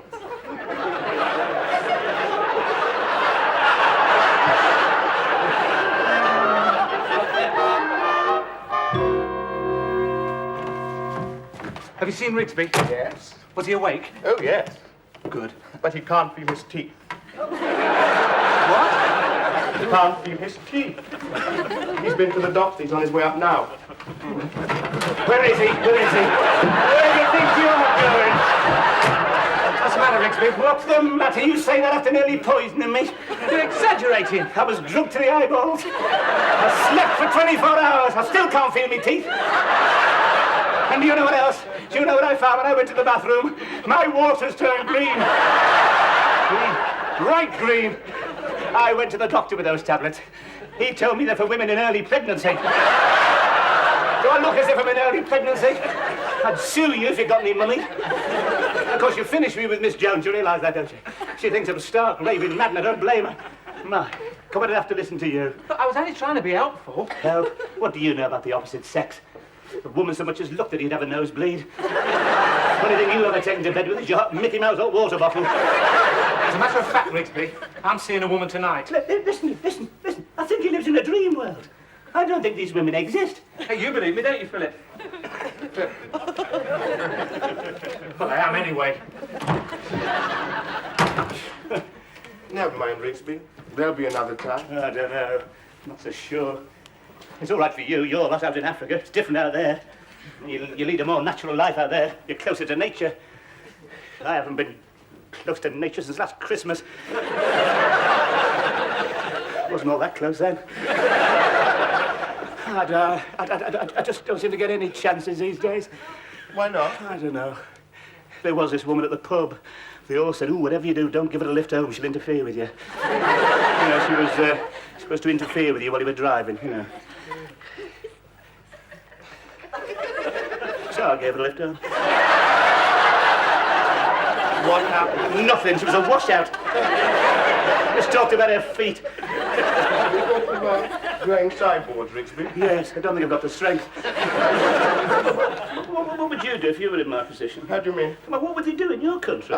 We're a primitive people, Rigsby. I don't think we could teach you Well, anything. I'm desperate. Time's running out. I'll try anything. In my country, if a man was in your position, he'd get the wood of the love tree. He would burn it outside the girl's hut, and when she smelt the smoke, she would appear at the door. He'd look deep into her eyes, and she would fall in love with him. Just like that? Just like that.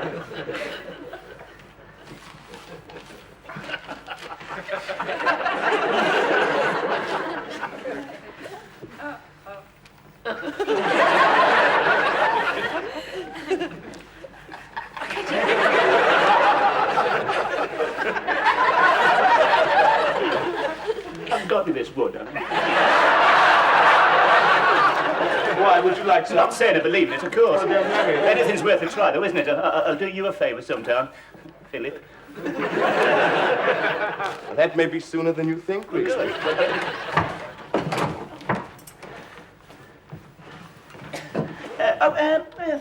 Philip! Philip, you remember that stuff we were talking about the other day? You haven't got him really been knocking about, have you, at the moment? Oh, yes. Oh, good, good.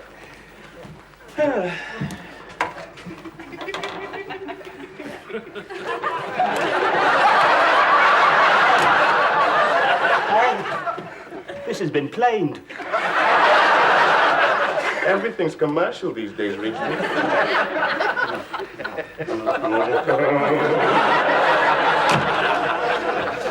What was all that about? I've given Rigsby some logwood. He's going to burn it outside Ruth's hut. Will it work? I shouldn't think so. It came off the wardrobe.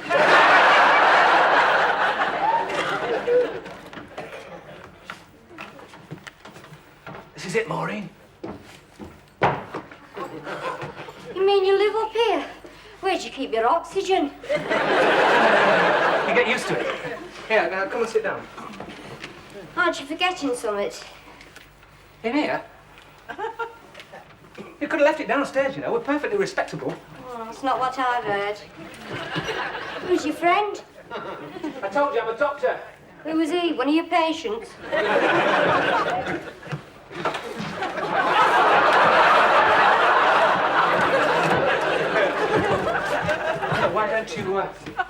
Why don't you sit down? Hey, what about a drink? No. Yeah. Ta-da. Now then, what do you have? Nothing, thanks. Rather have a drink from me canisters. You know, you look very young for a doctor. Yeah. A lot of people have said that. I've been taken for a student. Yeah, sometimes in the operating theatre, I can hear them say, good God, you're not going to let that boy cut me open, are you? Why are you whispering? No, I'm not whispering. It's just that I've got a low voice. You frightened of the landlord? Rigsby? No. He knows his place. No, you have to humour him, like a bit simple. He had a bad war. You bang a paper bag in front of Rigsby and he'd be straight over this chair.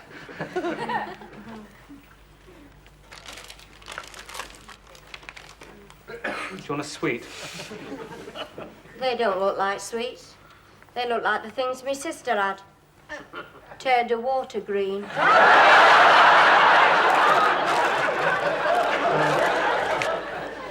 How about a record? Oh, yeah. Do you like Matt Monroe? Yes. Good.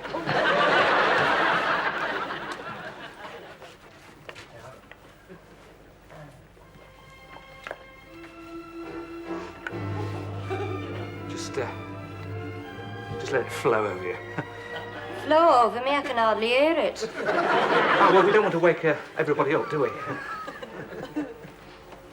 What's that in your ear? It's an earring. They're very fashionable these days. Yeah, I know, our Coleman's got one. His went septic.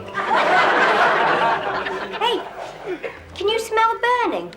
Look, why don't you just relax and enjoy the music? Hey, what's your game? What do you mean? Listen, Doctor, when I want you to examine me, I'll let you know. No, I wasn't examining you. What were you doing then, trying to guess me weight? Hey, why do you ride that bike all the time? Oh, it's me dad. He doesn't like me going with boys, so he follows me. It's the only way I can outdistance him. He says the first boy who touches me is going to wring his neck. What was that? What? Well, it sounded like someone coming upstairs. Quick, under the bed. You what? Mike, the landlord, he hasn't seen a woman. Alan, can you smell burning? No. I've been smelling it all evening. It's very strong on the stairs. Are you sure it's not coming from in here? Perhaps it's coming from Spooner's room. Well, you better go and have a look. Well, I was But we don't want to go up in flames, do we? But, Hurry up. Go on.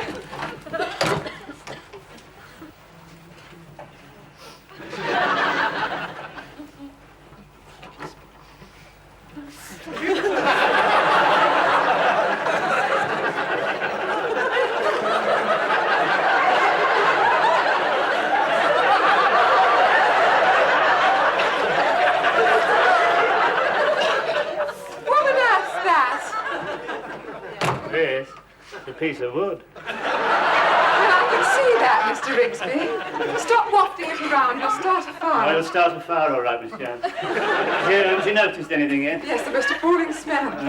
This isn't ordinary wood, you know, it's special. Breathe in. Go on, see what happens. I don't know what you've got in mind, Mr. Rigsby, but nothing's going to happen. Give way to me, Jones. Don't follow it. Give way to it. Give way to it. I had no intention of giving way to it. Please extinguish your stick. I'm sorry, but this is one fire you can't quench, Miss Jones. I can really see about that.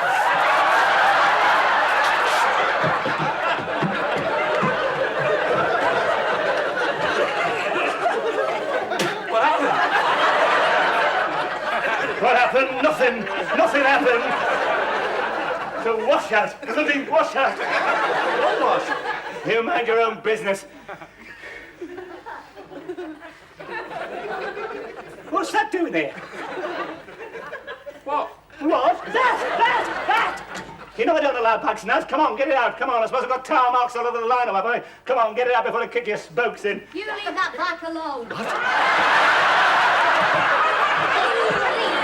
My bike alone. Oh, so that's it. You've got a woman in. And you've been drinking. No, she only drinks from a canister. Oh, yes. Would you give me that? You didn't bring her here just to ring her bell, mate. You've been having an orgy, haven't you? Eh? That's what you've been... The only thing I can't make out is what the bike's for. I think we'd better go, Maureen. Oh, I wouldn't let him talk to you like that if I were you, even if he is simple. No. Simple?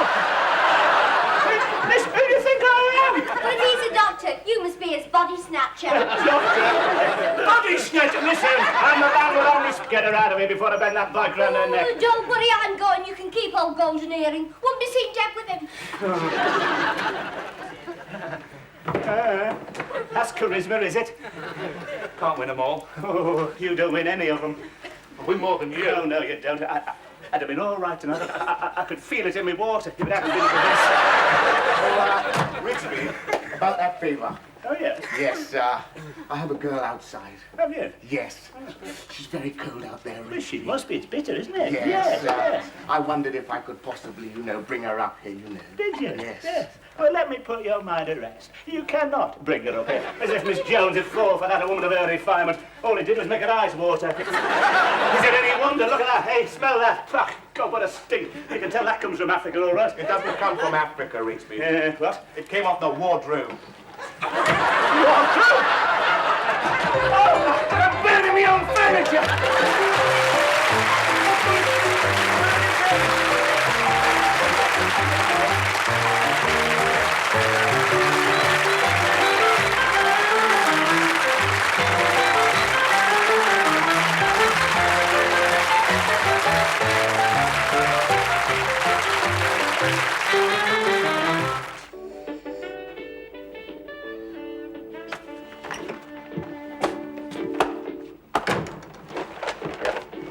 It's no good, I can't concentrate. Spooner's had that radio on and off all night. Well, why didn't you tell him about it? Not me, tell Spooner. He's a professional wrestler, mate. My body don't bend easily these days. I'm sure it'd be reasonable. Well, I'm not. Ever since he's had his leg in plaster, it's been impossible. He blames the whole medical profession just because it itches. I don't think he'd be quite so angry if he'd have done it in the ring, but tripping over the cat, that's what really annoys him. Yes. He blames Rigsby. He says that cat's Rigsby's evil spirit. He's going to wring its neck. He'll do it too, Spooner was a Red Devil.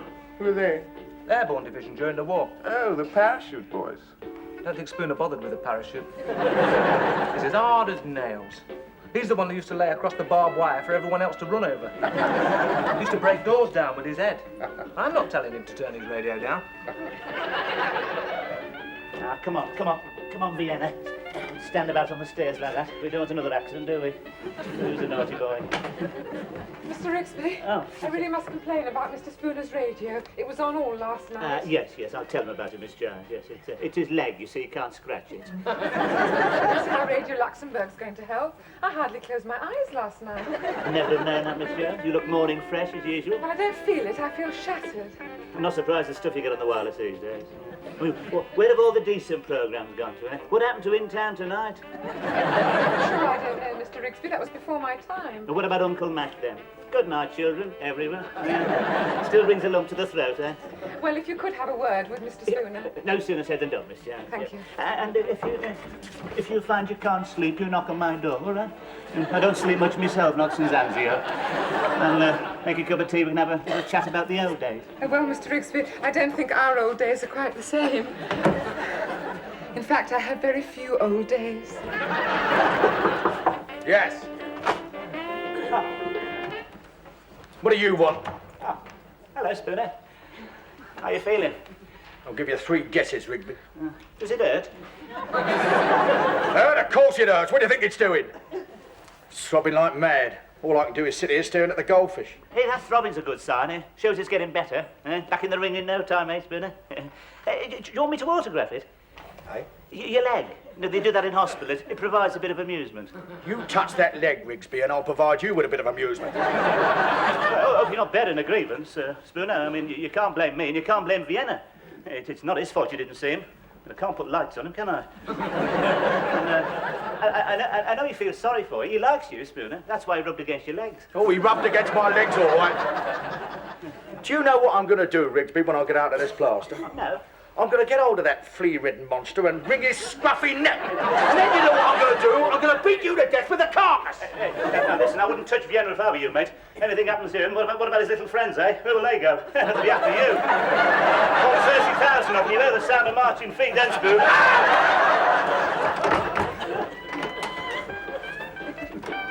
Hey, you. When are you going to tell Spooner about that radio? No. You must make allowances. The man's suffering. So are we. You could at least tell him to turn it down. You know your trouble, don't you? You never stop complaining. Nothing suits you. The room doesn't suit you. The furniture doesn't suit you. What furniture? What do you expect for the money you pay? G-plan? Settle for a few cushions. Cushions?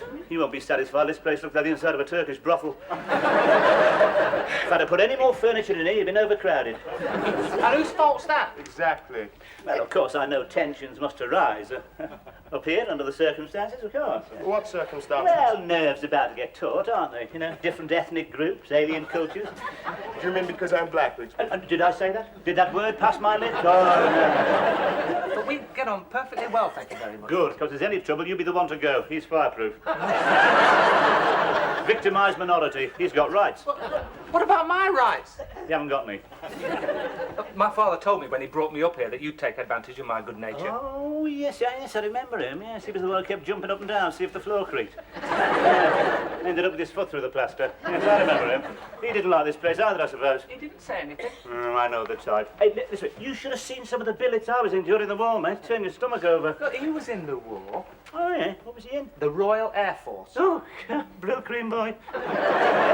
He's bald. What did he think to the room, then? Thought it was high up. Oh, he would. That's typical of the RAF. None of them could stand heights. You couldn't get most of them up the ladder. How he ever won the war, I'll never know.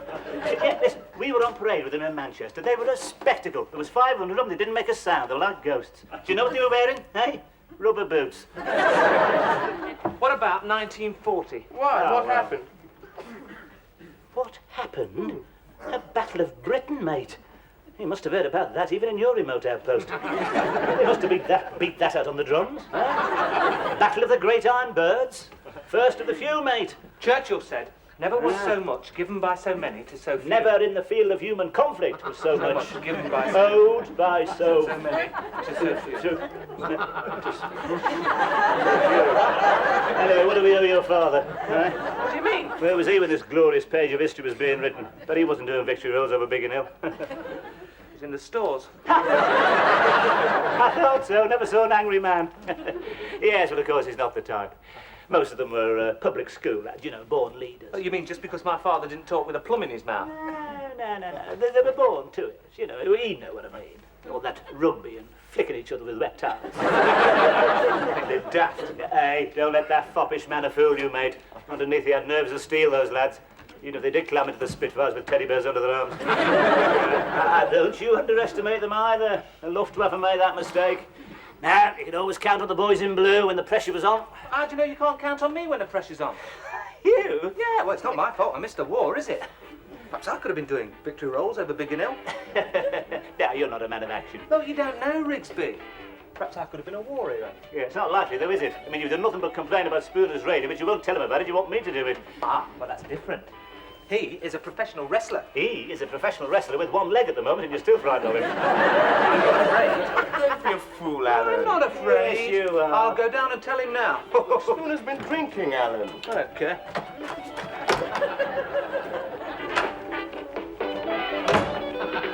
Hello, Spooner. What do you want? How's your leg? I've been looking at it. I think they've turned it the wrong way.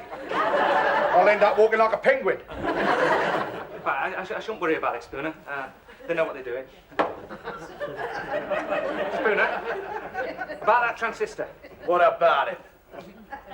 Can I borrow it? No. It's all I've got, that and the gold. Remember, you were a red devil. Well, that was a long time ago. I get dizzy stepping off a pavement nowadays. How many jumps have you had? Eh? Oh, 56. Crikey. Yeah, I could come right down for 3,000 feet and land on a sixpence. One mistake and they'd be scraping you off the tarmac like strawberry jam. And in all that time, I never so much as twisted my ankle. I was taught to fall, you see. Came down those stairs like a sack of potatoes, didn't you? Well, I wasn't expecting it, was I? That mangy cat. Well, I mean, if you want any help, Spooner, you know, like peeling your spuds, getting your medicine, all that. Yeah, well, thanks very much, Alan. You know, you're the only one round here that's shown any sympathy. Well, I like that. I mean, I can't ignore human suffering. See these hands? Trained to heal. I have this marvellous soothing quality. It's amazing how quiet people become when I get near the bed. How did that? And it had only just stopped throbbing and all. I thought you said your hands were trained to heal. Well, they are. Well, these hands have been trained to kill. Now get out of here before I start using them. Look at this, Spooner. 15 stone wrestler, you're behaving like a baby. You know what you are? Hey, you know what you are? A fake. A fake? Yeah. I always thought wrestling was fixed. Oh. What happened? Can't hear anything, can you? What do you mean you told him? You're very pale. Usually am when I'm angry. Oh, I don't believe it. Don't let this foppish manner fool you, Rigsby. Underneath there are nerves of steel. I could have been up there. Over the Weald of Kent. A couple of 109s before breakfast. I looked him straight in the eye and told him he was a fake. You said that to Spooner. I can't believe it. Did you really say that? Yep. I didn't know you had the nerve. Ah. It's at times like this, Philip, when we realise what we're really made of. What's that? It's Spooner. He's coming for me. It stopped. Oh, don't let him get me, Philip. Don't let him get me.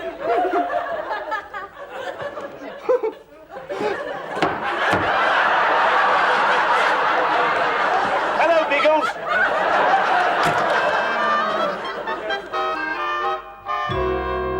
You turned out to be a right nappy candle, didn't you? Sure. Well, you're not surprised. I saw them go like that in the war. You know, all talk till the first sign of danger, then they fell apart. You'd have been one of the first to crack.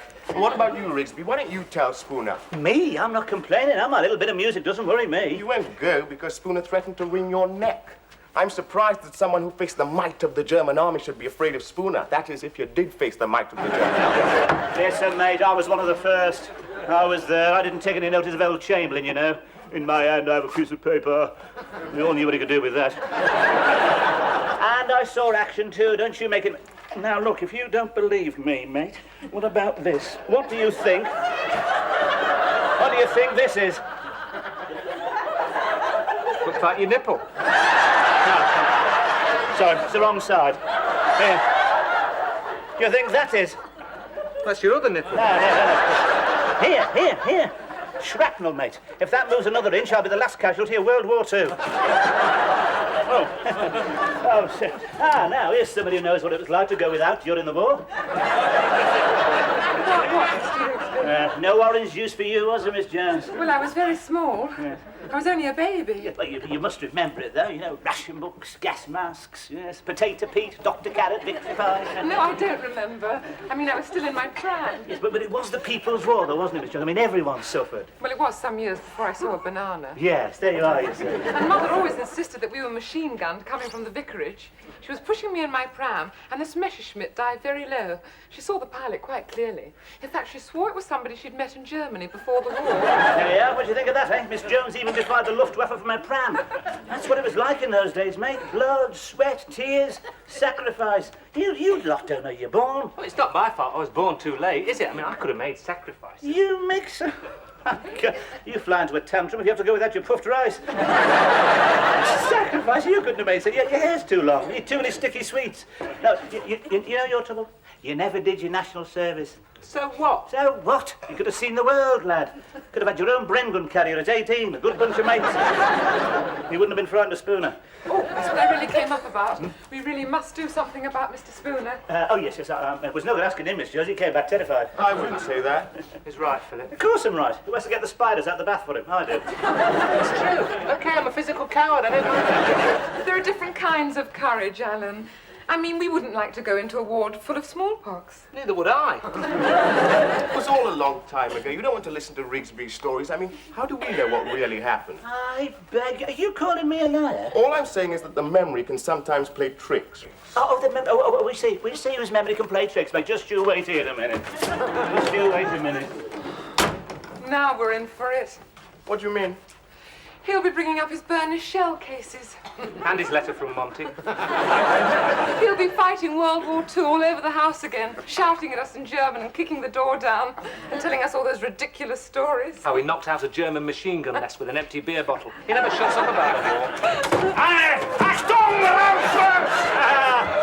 Now then, I'll show you a thing or two. What's that? Yes, evidence, mate. Mementos of 5 years of conflict. Well, I can't stay, Mr. Rigsby. I really only came up to complain about Mr. Spooner. Yes, of course, Major. Yes, I'm getting round to it. You know how hasty he can be. Spooner was a red devil. But were they on our side? We were never quite certain. But I'll certainly tell him, Miss Jones. After all, I know it is my job. Would you, Mr. Rigsby? I'd be very grateful. You going? Excuse me. Philip, can we come outside for a moment? My front time's pumping up. It's gone flat again.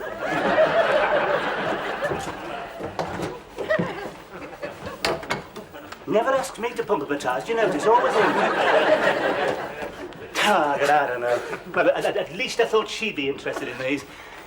Nobody's interested anymore. No. God, they soon forget what you've done for them, don't they, eh? There were no flags up for me when I came home. No banners across the street saying welcome home for me. I hoped I wasn't coming. Oh, God, he started to sing now. I suppose I better go and tell him. I did promise her. You could do yourself a bit of good as well. She did say she'd be grateful. Yeah. What if he turns nasty, though? Show him what you're made of. I won't need to. It'll be all over the floor. You're not frightened of him, are you, Rigsby? No, Well, just because he was a red devil? It was a long time ago, you know. You've got nothing to worry about. Well, you do want to win her respect, don't you? Well, yes, of course. Well, go on then.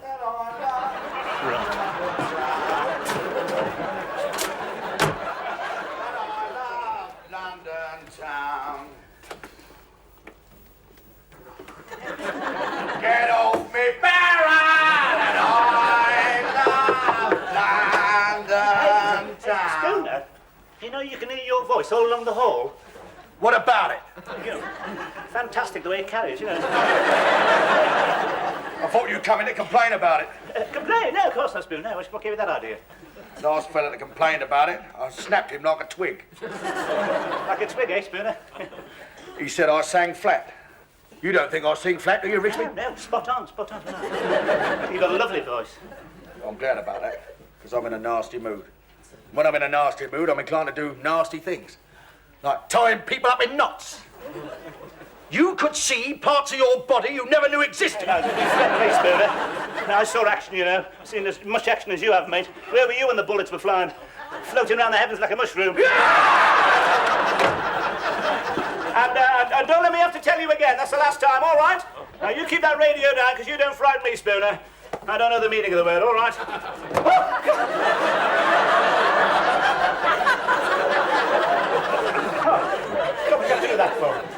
took me back years. That you frightened the life out of me. Where'd you get it? That came off a dead German, that. Hey, but where did you get that from? Out the case. I'd almost forgotten about that. That's my old captain's 45, that, you know. Is it loaded? Is it? Of course it's not loaded. You don't leave guns lying around loaded. Don't you know anything? Oh, where's your hands? Don't point that at me. Well, you said it wasn't loaded. You don't point guns at people. That's the first rule. all How right? did we win the war, then? God. Handle these things with respect, mate. Look at that action, eh? It's as smooth as the day it was made. Look at that.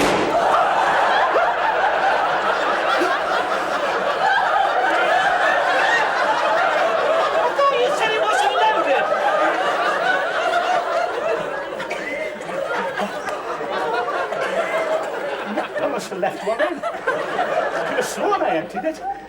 Point is, where's it gone?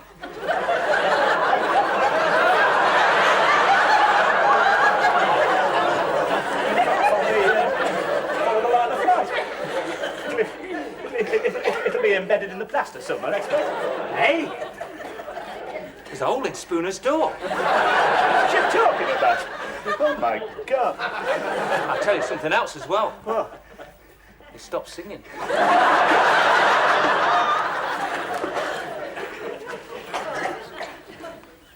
Spooner. Spooner. Hey. Hey. Spoon. I've shot him. Are you sure? Oh, God, I know a dead man when I see what I don't know.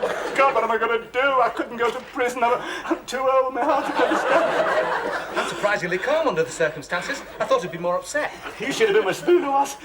Oh, God, what am I going to do? I must have time to think. Oh, Mr. Rigsby, have you told Mr. Spooner yet? Nobody won't listen now. Well, I can't stand it any longer. I'll tell him myself. No, you can't go in there. Why not? Rigsby's just shot him. Because he wouldn't turn his radio down. Wasn't that rather drastic, Mr. Sorry, I didn't mean to do it, Miss Jones. It was an accident. I didn't do it on purpose. I could never hit a barn door. I thought you said you were trained to kill. Whose side are you on? Should we look at him or something? Oh, no, I couldn't go in. I never could stand the sight of blood. You go. Oh, God, Spoon. And he was so alive just a minute ago.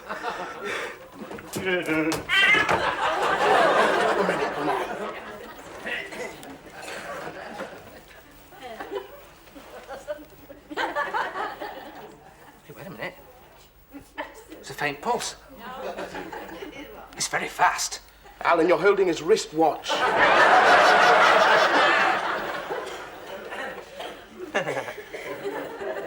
Oh, I can't find it. Have you got a mirror? This is no time to be thinking about your appearance, Alan. Poor Mr. Spooner, we were so unkind to him. Can't you do anything? It's too late now. Death has cheated me again. Poor old Spooner.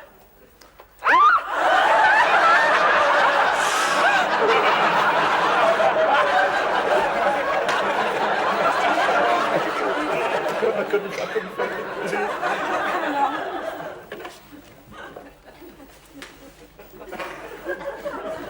Oh, my God. Oh, Spoon. He doesn't look too bad under the circumstances. Spoon, I'm sorry. I didn't mean it was an accident. I didn't do it on purpose. I promise I'll never do it again. Spoon, what can I say? Just say one last word. Can you ever forgive me, Spooner? No, I can't, Rigsby! I've been trying to get to sleep for 2 days, and when I finally manage it, you're whispering in my ear, I was shooting bullets through the door! You rotten sod! You could have given me a heart attack. I've aged 10 years. Come on, Rigsby. I thought I'd never smile again. That's the biggest laugh I've had since I tripped over the cat. What's the matter, Rigsby? Where's your sense of humour? Can't you see the funny side of it? No, I cannot. Where'd the bullets end up then, eh? Hey, that's a point. Oh, your poor little goldfish. What? On the carpet, Mr. Spooner.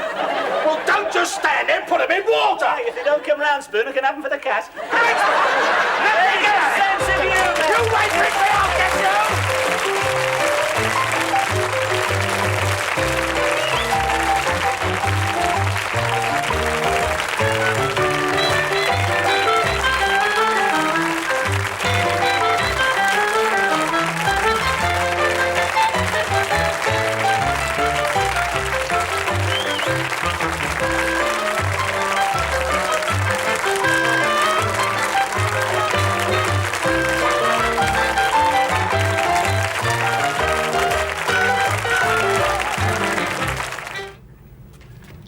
Come on.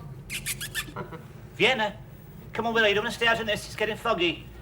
Come on, this is the night the cat men come. Come on, you don't want to end up stretched across a tennis racket, do you? Oh, God, where are you? What are you doing? Oh, God, I might have known it. You'll get those ears torn off one of these nights. They're like clothes pegs as it is. No wonder you haven't got the strength to get out of that chair all day. Lucky. Miss Jones? Miss Jones? Miss Jones, what's the matter? It was awful just now in my room. I saw the shadow. Oh, you better sit down. You've gone ashen. I feel quite faint. Are you all right, Miss Jones? Should I loosen your clothing? No. That won't be necessary. Perhaps if you put your head between your knees. I always think that looks so ungainly, Mr. Rigsby. Besides, I feel much better now. Ah, well, what happened? Well, I got up to get some water for my red tablets. I turned round, and at the window I saw the shadow and these horrible staring eyes. That's when I screamed. I covered my face and screamed. Ah! When I looked again, he'd gone. Well, he's certainly not up here now, Miss Jones. Are you quite sure you saw something? I mean, you know, the light can play very funny tricks, you know. Well, of course I'm sure. I saw those horrible staring eyes. Could it have been a reflection? Certainly not. If you don't believe me, Mr. Rigsby. No, of course I believe you, Miss Jones. You know, just wondered how he could have got up here. You know, there's no drain pipe. I don't know how he got up here. Perhaps he used a trampoline. Perhaps he's a nocturnal pole vaulter. All I know is he was in my room. Yes, no, all right, Miss Jones. No, you must try and keep calm, Miss Jones. You've had a very nasty shock, but you must keep calm. Question is, where is he now? You don't think he's still out there? Well, he could be. Then again, he could be in the house. Oh, Mr. Rigsby? Yeah. I don't think I should leave your side tonight, Miss Jones. What do you mean? Well, what was he doing up here in your room? You don't mean? He didn't come up here just to leave a box of milk tray, did he? You could have been another victim of the permissive society. Are there really people like that, Mr. Rigsby? Oh, you'd be amazed. There's a lot of it about, Miss Jones, yes. I wonder why those two didn't come down when you screamed. I suppose they could be in bed. Yeah, they'll be suffering from another energy crisis. You mean they've no heating? No, I mean they've no energy. I'll just have a quick look around, Miss Jones. Now, you keep your door locked. Oh, you be careful, Mr. Rigsby. Don't worry, Miss Jones. I'm not easily frightened. And after Anzio, every day's a bonus. I don't know what this place is coming to. Miss Jones has just had an intruder. What? Yeah, she's very upset about it. Why, did he get away? Look, it's not funny. A respectable woman can't get a night's sleep without some sex maniac bursting in. Nah. Hey, where's your mate? He's having a bath. Oh, he's always having a bath. There's nothing wrong with having a bath, Rigsby. How would you know? You've been here 6 months. The name hasn't gone off your soap yet. See, I sometimes think you only keep it in that bathroom as a status symbol. Hey, I suppose he is having a bath. Of course. You're not suggesting it was Philip? Look, did she say it was Philip? No, it was too dark. She couldn't distinguish his features. Well, she wouldn't, would she? As long as he remembered not to smile. But Philip's not like that. We don't know what he's like. But he's no different from me. That's no recommendation. Look, just because he's black, Rigsby, we're all the same underneath. We're all 70% water. You speak for yourself. It's true, we're all 70% water. 70%. We ooze all over the floor. And we didn't have any of this trouble before he came here, either. You're being ridiculous, Rigsby. I suppose it needn't have been him down there. Well, I'm glad you admit it. Could have been you. Oh, now, hold on. I've got examinations. I ain't got time for things like that. Oh, not much. Look at this. Hey. You've only got to turn to the first page, the one with the gravy stains on. Underneath the silken sheets, the contours of her firm young body. Hey. You know it's bad for your eyes, don't you? What? Small print.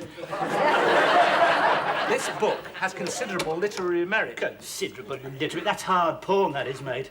Handed over at midnight under a plain wrapper. Oh, God, no wonder a woman's not safe anymore. Oh, there you are. What's the matter? Ruth's had an intruder. What? Yes. She saw this dark, shadowy figure in her room. Well, I reckon the only way he could have got into her room was by the stairs. Now, I'm just checking up on everybody, all right? Spooner couldn't be in because he's away at Wolverhampton wrestling. He won't be back till 2. Anyway, he's frightened of the dark. That just leaves the people in this room. Yes, I see what you mean. Where were you when this happened, Rigsby? No, I was just putting... Hey, listen, mate, I'm the one asking the question, all right? My God, what a country. Oh, I suppose it wouldn't happen in your country. No, not with the skinning men. Skinny men, who are they? We hand people like that over to the skinning men, and they skin them. What, you mean alive? Well, of course, there wouldn't be much point if they weren't alive. It's an art. You're not supposed to break the skin. It's considered unlucky. Unlucky, you fool! Hey, I bet that cures him, eh? I bet they don't feel like sliding down the drain pipes after that. Yes, we could do with the skinny men over here, I reckon. Well, don't look at us, Rigsby. We're studying. We haven't got time for things like that, have we, Philip? Of course not. No, the bloke who had the room before you, he was studying. Oh, very studious he was. Oh, busy. Busy making the hole. What hole? Hole in the floor. Miss Jones underneath, getting undressed, ready for bed one night. Covered all over in plaster. Had his hot little eye to this hole in the floor. I moved him on after that. Why? Wasn't there room for both of you? Where is this hole? It's, oh, mind your own business. Rigsby, this intruder might be a burglar, you know. What? Yeah, he could be after all that money you've got under the floorboards. Look, I've told you before, I haven't got any money under the floorboards. I'm a poor man, always have been. Look, you don't fool anybody with that tattered appearance, Rigsby. We all know about the miser's hoard. It's probably a London mob. I'll just have a quick, look round. You'd better be on the safe side.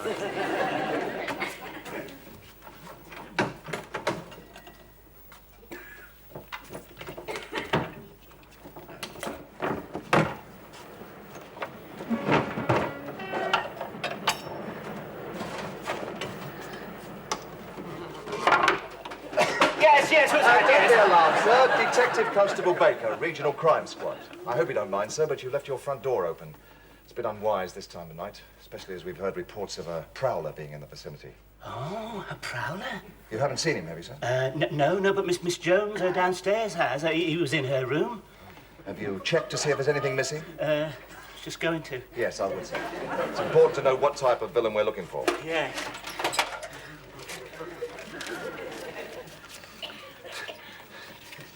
Just me holiday money. Is it all there, sir? Hang on. Yeah, should I put it back? Yes, I don't see why not, sir. Better than unit trusts. We'll all be needing a little hole like that.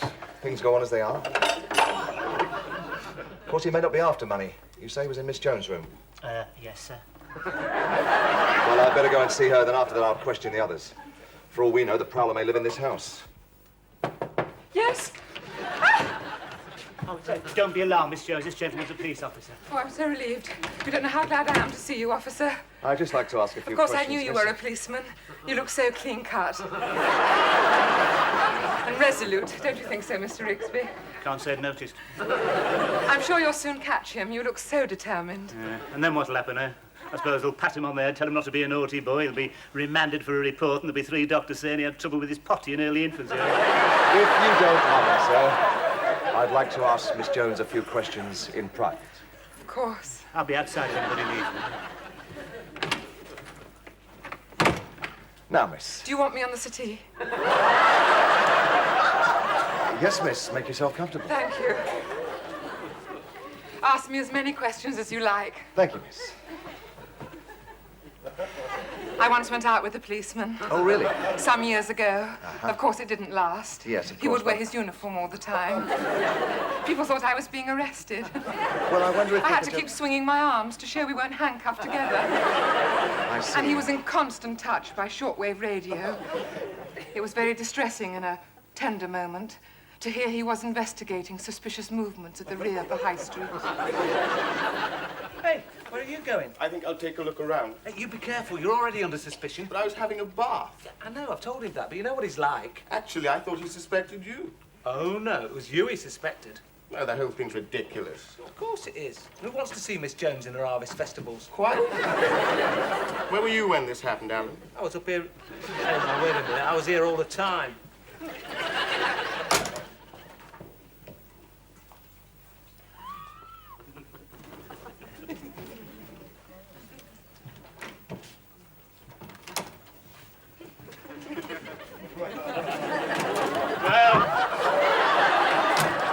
That's done it. We've got the police here now. Oh, no, not the police. What's the matter? Your library book overdue? About time you had a bit of law and order around here, anyway. Where's your mate? Packing his bags? No. You better watch out. He's going to see British justice at work now. Painstaking and implacable. The police force are just the tools of the establishment, Rigsby, sent here to perpetuate the capitalist system. Hey, he's taken a statement from Miss Jones. He'll be up here to ask you a few questions in a minute. You better straighten yourself up. Keep your hands out your pockets. You think you'll believe me if I keep my hands out my pockets? Hey, you watch it. You might get your collar felt before the night's out.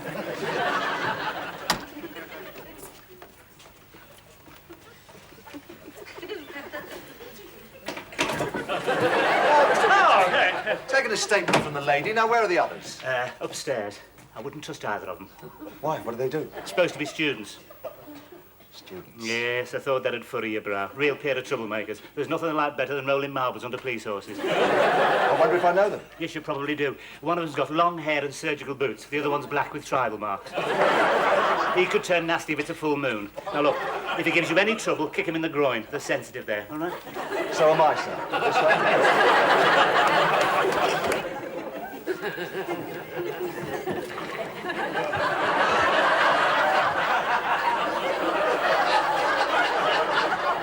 Looking for something, sir?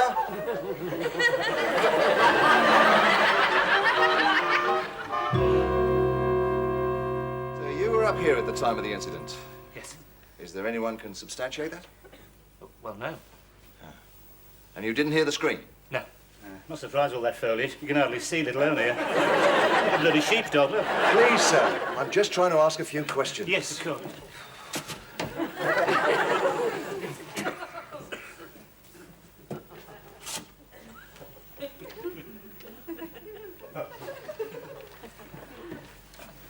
Suppose you get pretty lonely up here, sir. Yes. Oh, well, no, not really. You sure you're getting enough exercise? Oh, yes. Yes, I go for walks late at night. Oh, well, no, not too late. Quite early, really. I understand you're a student, sir. Yes. What are you studying? Not divinity, I hope. Actually, I'm studying medicine. It's very worthy.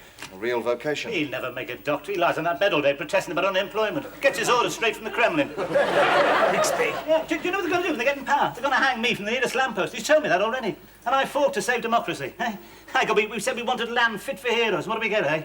Streakers. There's nothing shameful in the human body, Rigsby. But we don't want it in the middle of Woolworths, do we? I mean, what's the country coming to, eh? My son happens to be a student, sir. Hey?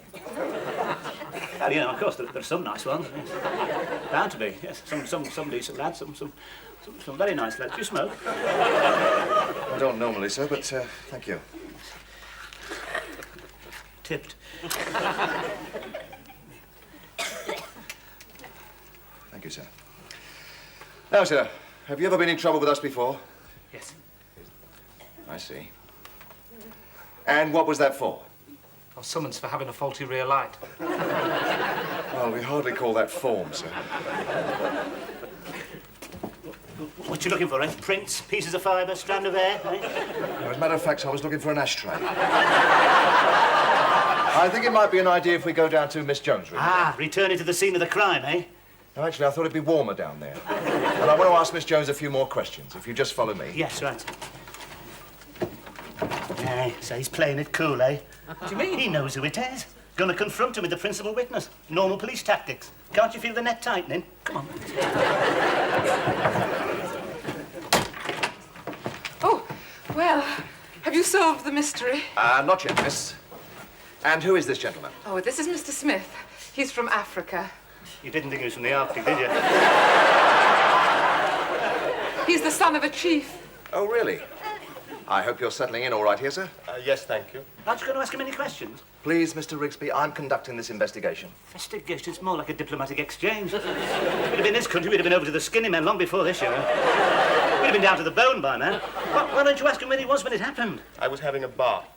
Well, there'd hardly be any witness to that, would there, sir? We'd have done better with Securigo. Now, Miss Jones, I know you said the intruder was in shadow, but is there anything you can tell us about him? Only those horrible staring eyes. Oh, yes. Those eyes. You haven't noticed anything suspicious in the last couple of days? I mean, nobody's followed you home, nobody's made advances. No. Oh, there was a man on the train. He had a leather jacket with his name on the back. Steve, I think it was. Yes, miss? He was singing. They tried to tell us we're too young. His eyes were burning into me. Well, what happened? He began experimenting with the light switch, so I moved to another compartment. I thought he might have been a Hell's Angel. Well, that's hardly likely, miss. They usually travel around on motorbikes. Well, I thought he might have had a puncture. Of course, he need not be an outsider. He could be someone in this room. Oh, no, It's a well-known fact. We're in greater danger from the people we know. There's many a woman expected to receive a warm embrace, only to feel the slash of cold steel. Oh. A real bundle of fun you are, aren't you? Well, since nothing was missing, we'll have to look for darker motives. Now, I want to conduct a little experiment. Will you gentlemen line up over here, please? No, don't you look, please, Miss Jones. Now, we'll have the lights out, and then I want you to touch the man most like the prowler. Oh. Well, now we're getting somewhere. This is so exciting. It's like Paul Temple. Just keep your eyes closed, please. Hey, this isn't an identity parade, is it? Why, what are you frightened of? Well, I've been on one of them before. Oh? What was that for? Well, I don't know. I just lined up with these other fellas, and this girl came along the line, and when she got to me, she burst into tears. Well, they questioned me for 2 hours, and I only went there to claim my fountain pen. That's your shifty criminal face. No, it isn't. It's because everyone else had donkey jackets on. Would somebody please put the lights out? Right, miss, off you go. Coming, ready or not. Oh! No, miss, that's me. Would you just start again, please? Yes. I should say this one. Right. Hey, hang on, just a minute. Wait a minute, what was... You couldn't possibly... Don't get worried, sir. We're just trying to build up a picture. Nothing personal. Well, I should hope not. Now, where were you exactly when you heard the scream? I was at the... I thought you said there was nothing personal. Sir, I wonder if this has any significance. I found it outside below the window. Comb, couple of teeth missing. Very dirty. Yeah, just what you'd expect. Could be the breakthrough, eh? Looks like yours, Rigsby. Oh, yes, I must have dropped it, you know, when I was cleaning the windows. What are you all staring at? Would you excuse us for a few moments, please? Yes, of course. I'd like to ask Mr. Rigsby a few more questions. Yes.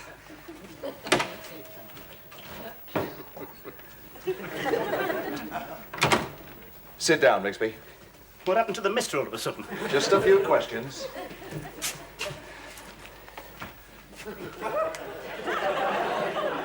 Nothing personal. Look, I'm a ratepayer. I'm a respectable member of this community. Just a few questions. Oh, yeah. Don't you want to help? Help? Help the police? What does that ever get you, eh? Trouble. Listen, I've helped the police before. Listen. I saw a woman knocked down once. It was late at night. She was riding a bike. She didn't have any lights on, but it wouldn't make any difference because the drive was slewed. When I went across, she was lying in the gutter. I told the driver what I thought of him. Then I went in the box, phoned for the ambulance. While I was in there, the rotten sod got in his car, drove off. I hadn't even got his number. Well, you didn't pass by on the other side. Just a minute, I haven't finished yet, have I? As I was coming out of the box, the woman got up, shook herself, jumped on a bike, pedalled off down the road. She went like the wind. Nobody could have caught up with her. When the police and the ambulance came, I was the only one there. So what happened? They arrested me for being drunk and disorderly. I see, sir. Do you live alone here? Yes. I suppose you get rather lonely. No, I don't. Is there a Mrs. Rigsby? There was, she's gone. You mean disappeared? No, I mean gone. She left me. Oh, I'm sorry. No, I'm not. It was a big mistake. We got married during wartime, you know, glamour of the uniform. Yeah, we were on ration then. Been on ration ever since. I suppose you realise I have to ask these questions. Question? These are not questions. This is the third degree, isn't it? You've made your mind up, haven't you? What? When are you going to get it over with? When are you going to slip the bracelets on?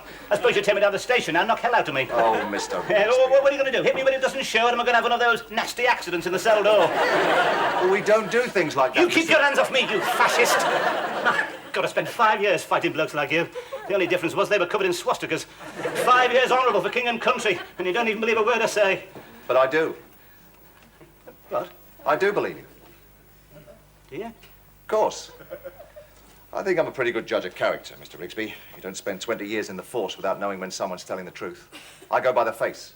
You're an honest man, Mr. Rigsby, I can tell that. If there were a few more around like you, we'd be out of a job. Well, better make a search of the area. Oh, you're not going in? Yes, I'm not going to find the man in this house. I'll just go upstairs and check all the windows and everything, and don't worry about me, I'll see myself out. I've always said our police are the best in the world. Thank you, Mr. Rigsby. Good night, sir. Good night, officer. What happened, Mr. Rigsby? You know what he said to me? He said I was an honest man, he could tell by my face. It's the nicest thing anybody's ever said to me, that. Can't make many arrests, can he? Yes, sir, mate, it's blokes like that are the backbone of this country. What's that? What? There's somebody on the landing. It must be the prowlers coming in. Here, through the door. You keep away, you! We've called the police! Don't be silly, sir, we are the police. Oh, beg your pardon.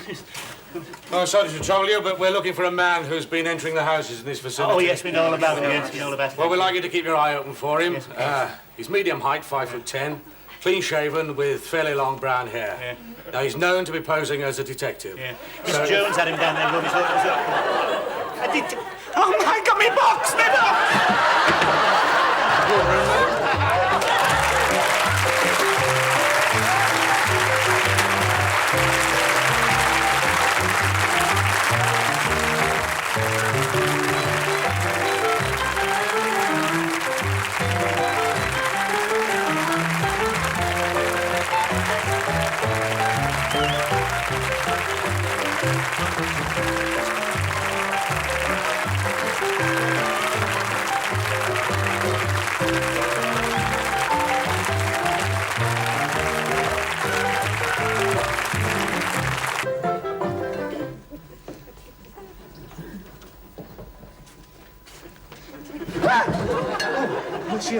What you looking at? Don't creep up behind me like that, Rigsby. Oh, been biting your nails again? Why can't you wear that coat properly? Look like the Count of Monte Cristo. It's got sleeves in it, why don't you use them? The police are after me. Who are? It's not funny. I hit one of them. You hit a policeman? I didn't know he was a policeman. Someone knocked his helmet off. Thought he was a porter. Did you hit him? Yeah, we were making a political protest. Oh, not again. Yeah, we tried to enter a meeting of the National Front and somebody called the police. Well, I didn't actually hit him. I just sort of pushed him in the back. Well, he wasn't very pleased. He turned around, he was very pale. He said, "What'd you do that for?" And I don't think he was very strong. Yeah. What did you say? Well, I said, "I'm sorry, I thought you were somebody else." And he says, "I'll get you for that." So I came away. Yeah, I don't think Lenin would have left it like that. Listen, I was the only one who stood up to the police, dog. Oh. Well, I told you, warned you, didn't I? Shouldn't have got involved with them. Anyway, if you keep this up, I shall have to give you notice. Hey, wait a minute. What about free speech? Look, that's not the point. You're giving this place a bad name. I've got my position to think of. I'm a member of the Conservative Club. Can't get on the billiard table as it is.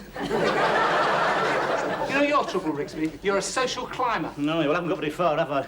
There's only one bloke down that club ever speaks to me. He washes their glasses. Is that why you're canvassing for him? Yes, thought to do a bit this morning. Won him a few votes. Didn't get many arguments.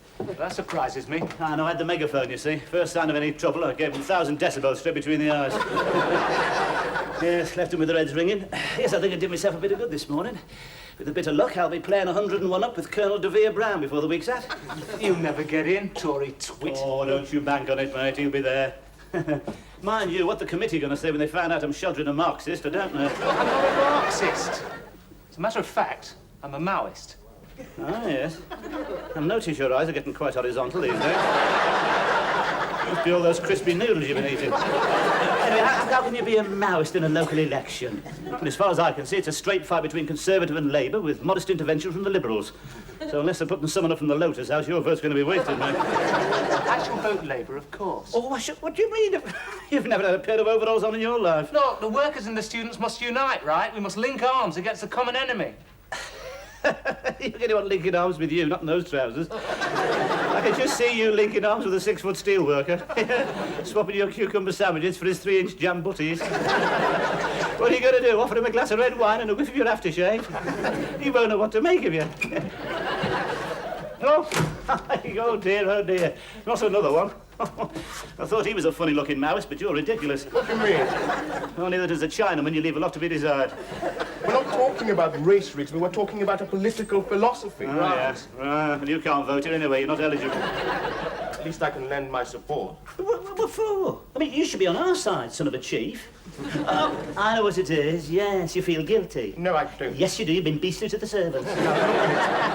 He wants to be popular. He wants to be carried shoulder high around the mud huts. Yeah, well, you better watch it. You start talking about equality, they might notice your hut's a bit bigger than theirs. Carry your shoulder high then, mate. Right down the crocodile pool. I didn't expect you to understand, Rigsby. You're a reactionary. No, I'm not. You want to bring back hanging. Oh, so what? A lot of people want to bring back hanging, mate. Not in public, Rigsby. Anyway, you should talk. What about your country, eh? Want to change the government there, this time for the skinning men. It's not true. We have democratic elections. Oh, yeah. It's what happens to the losers. What do you mean? It's not a pretty sight. What happens to them, then? Well, they take two saplings and tie them together. Then they tie a leg to each and cut the rope. Hey, that's one way of losing your deposit. It's a good idea. I saw that in a Tarzan film once. We ought to do that to the tourists and just hear the sound of ripping pinstripes. Oh, very funny, yes. What have you got against the Tory party, anyway? What about a 3-day week? Well, I don't know what you're complaining about. The 5-day one never suited you. Anyway, that's not using this place as a centre for subversion, all right? Subversion? Yeah, no political meetings here, all right? And you can stop giving that clenched fist salute to the bacon as well. Got my position to think of. I was hoping to enter the round table canoe race this year. All we're after is a fairer society, right? All we want is more sharing. Oh, yeah. Is that why you keep squeezing Miss Jones's toothpaste? What she thinks to all this, I can't imagine. Ruth agrees with us. Yeah, too right, man. She's on our side. Oh, yes. Well, for your information, Miss Jones is a don't know. She was a don't know, but I had a long session with her the other night. She knows now. Well, I had a long session with her yesterday and she agreed with every word I said. That's because she's frightened you'll cut her water off. You see that? Excuse me, Miss Jones. I've just heard the most disturbing news. In fact, I could hardly believe my ears. It's not true, Mr. Rigsby. We're just good friends. What? Pardon? I mean about the election. Oh, the election. Yes. I mean, those two upstairs have just had the nerve to say that you're going to vote Labour. Oh, yes, I know. Philip can be so persuasive. Oh, but you can't, Miss Jones. Not a woman of your background. Well, to tell you the truth, I simply can't make up my mind. I feel so responsible, especially after watching Shoulder to Shoulder. I keep thinking of all those women chaining themselves to railings. Yes, but I explained it all to you yesterday, Miss Jones. I know. Yes, I mean, don't you remember I showed you how we were going to balance the payments, encourage investment, eradicate unemployment and cure inflation? Don't you remember? I did it all on the back of that cigarette packet. Yes, I know, but you see, I still have doubts. Yes, well, I can understand that, Miss Jones, but you must remember our world is in danger. What world is that, Mr. I mean, our world, Miss Jones, the Sunday afternoon game of tennis, the sound of ball against gut, scattered applause from the deck chairs. I didn't know you played tennis. Oh, it's never off the courts before my strings went. I still remember those days, Miss Jones. I can see it now, you know, the sun slanting through the French windows as we sipped our iced lemonade. I mean, that is our world, Miss Jones. Yes, I used to go with the young farmers. But Daddy never really approved. They did tend to be a little robust. I think it came from watching all those animals. After the polls have closed, Miss Jones, Colonel De Vere Brown and his good lady will be having some of us back to the manor for a celebration drink, served by the butler in the library, of course. I wondered if you'd care to come. Well, I don't know. I'm not sure about Colonel De Vere Brown. Why? What have you got against him, Miss Jones? I'm afraid I don't like his eyes. Oh, you can't vote against him because of his eyes, Miss Jones. I mean, what's wrong with them? Well, don't you think they're rather cold? Probably the glossy paper. Are you sure it's not all those blood sports he follows? I don't know about that. I know he watches Leeds United. Well, I've seen pictures of him in county life, and he's usually standing knee-deep in a pile of blood-stained feathers, with both barrels smoking. He's got to relax sometimes. I thought they were trying to get away from the grouse shooting image. Well, but most of those sort of men go in for shooting, Miss Jones. You know, it helps them to take the mind off things. I'm sure it does the same for the grouse. If you don't mind, Well, I Mr. can Rigsby. assure you, Miss Jones, he is not inhuman. He's got a lovely pair of Labradors. Well, Because I was, rather counting on you, Miss Jones. You know, I've put you down for a car. I don't need a car, Mr. Rigsby. I'm not quite decrepit. No, of course not, Miss Jones. I do have a pair of legs, you know. Yes, of course, Miss Jones. Very, very nice pair too, if I may say so. Saying to the butcher only the other day.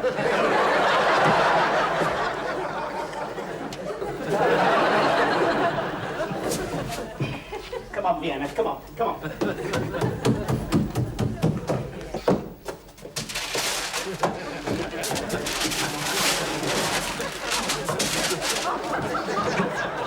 Hey, look, how many times have I told you about putting red ribbons on Vienna? That cat's conservative. At least he is during the daytime. Right? Go on, off you go. And you can take them. I'm not having these up here. And you can stop that row as well. If Colonel de Ville Bragg and nobody's... Will you shut up? Yep. You know your trouble, Rigsby? You're a snob. The way you worship the upper classes. Well, at least they know to behave, at least the gentlemen. Gentlemen? Yeah, you wouldn't know the meaning of the word, of course. But what about those rugby scrums, eh? When they all stand back and somebody's ear rolls on the floor. That is character building. You ought to remember the Depression, mate. I don't need to. I get it every time I come up here. And the hunger marches. Hunger march? The only hunger march you have been on is when you creep downstairs one of Miss Jones's custard creams. Oh, my God, oh, look at that. Oh, dear, what a face. Oh, dear. Would you buy a second-hand car from this man? You have a job. He sells baby clothes. Oh, yeah. Just look at him. What a face. He's a good speaker. Good speak. He's a demagogue. You've only got to look at those eyes. Look. Ranting and raving, whipping his audience into a frenzy. I don't know what gets into him. Must be all those years among the soft toys. My God. Look at those eyes. What? Drunk with power. My God. Couldn't trust the brother. Evening. Couldn't trust the brother. Would you...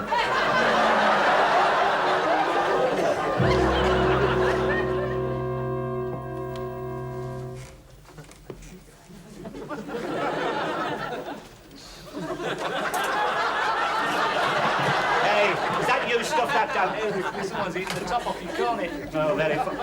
Oh, I'm sorry. You can't hold political meetings here. This is a private house. You know, I must say that I'm really very surprised at a man of your intelligence voting for De Vere Brown. What do you mean? Well, when you got to look at him, he's got no chin. Oh, Dobbies, of course he's got a chin. Oh, he's a decent enough chap. Quite sound on Dutch elm disease and swine fever, but completely lost on the important national issue. Look, we're not interested in the important national issues round here. We're more interested in who's been fouled in the footpath. Well, with those two Labradors of his, you won't have to look very far, will you? Do you realise that his ancestors actually roasted peasants over open fire? But he's too remote. He's no idea of the enormous sacrifices that have to be made. Now, that's where you're wrong. You wait a minute now. During that last crisis, there was only one light burning in his house, and he shared the bathwater with his wife. Well, it's about the only thing he did share. And I bet he got into it first. And what did he tell the strikers' wives, eh? No more sexual relations till the men went back to work. He did not say that. He said no more hot dinners.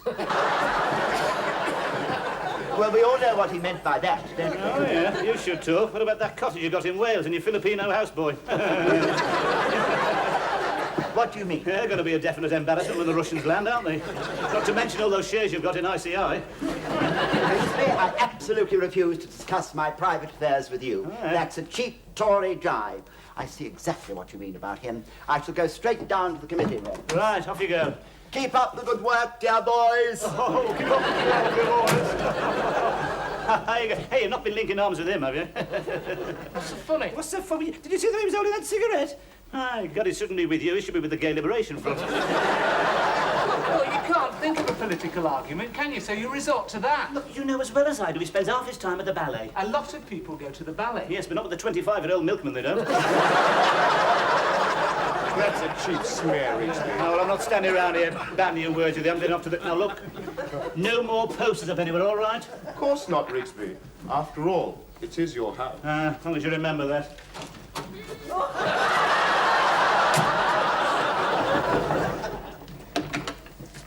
Oh. Excuse me, My name's Platt. I'm your Liberal candidate. Yes. You're much nicer than the other two. I'm rather new to all this. Well, I'm sure you're doing awfully well. Won't you sit down? Thank you.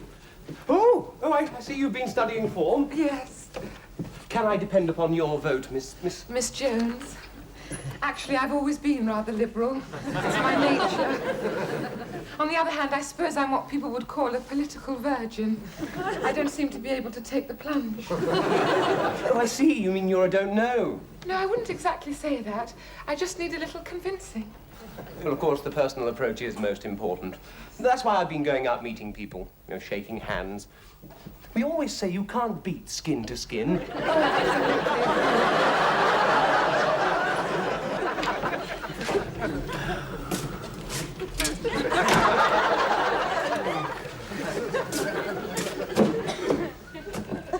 I do think it's important to get to know one's candidate thoroughly, don't you agree? Oh, yes. Would you like a pen? Are you married, Mr. Platt? No. Isn't that a coincidence? Neither am I. I suppose we're both don't knows, waiting for the right candidate. I think I really ought to be going. Oh, no, please stay and have a coffee. You must be quite parched after all that public speaking. Oh, what warm hands you've got. I've been hard at it all morning.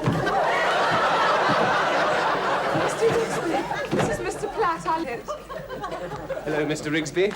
I was just going to get a coffee. Would you like one, Mr. Rigsby? Could certainly do with something, Miss Jones, yes. It won't be a moment. I thought it would be a good idea if I introduced myself. Oh, yeah. I saw you yesterday speaking at the Corn Exchange. Really? Yeah. What did you think? I was riveted, couldn't take my eyes off you. Really? That's most encouraging. Yeah. Your flies were undone.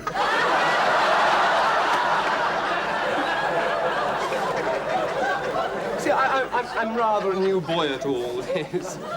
That's why I've been going, meeting people, walkabout, kissing a few babies. Well, you're taking a chance, aren't you? The mothers don't do that round here. You can catch anything from chicken pox to berry, But I do think it's most important, shaking flesh. You've not been doing that here.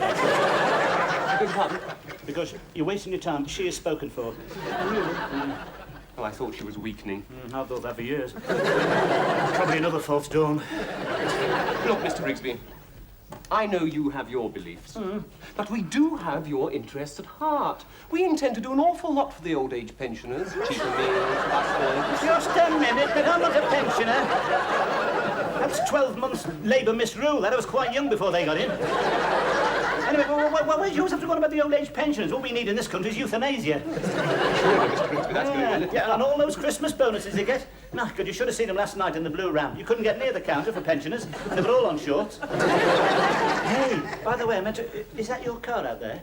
Oh, yes. Oh, dearie, you should have let it under the light. They use hubcaps for ashtrays round here. They're all communists. They don't believe in private property. Well, unless it's theirs, of course. Good Lord, is that the time? Easily. Well, I really must be going. I've got such a lot to do. Let's get down to the committee rooms. All right. So sorry, Miss Jones. You did mean the Mini? Yes, yeah.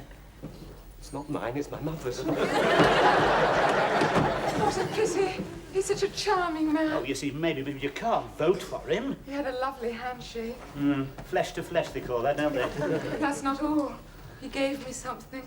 What was that, Miss Jones? A ballpoint. I would have thought that contravened the regulations. And he had a lovely smile. Yes, but you can't vote for a smile, Miss Jones. It isn't this world. I mean, you must vote for party and principle. We must stick together. We must have party loyalty. Hey, you're coming to vote, Ruth? Oh, God, you never give up, do you? Have you decided? No, I'm absolutely torn. Everyone's so convincing. Well, you can't vote for them all. It's not the three draws. But Ruth, you promised. Now, look, you keep out of this. You can't bribe Miss Jones with a sunshade and a few beads. I told you which way to vote. Oh, did you hear that? See, I told you. Yes, in this country, the women do as they're told. No women's lib out there. Oh, march 10 paces behind with a pot on your head. Actually, Philip, I do have a mind as well as a body. Yes. Of course, I just thought you were more intelligent than to be influenced by Rigsby. Oh, there's somebody else coming to see how we're going to vote. Right, you better make up your mind, Miss Jones. Time's running out.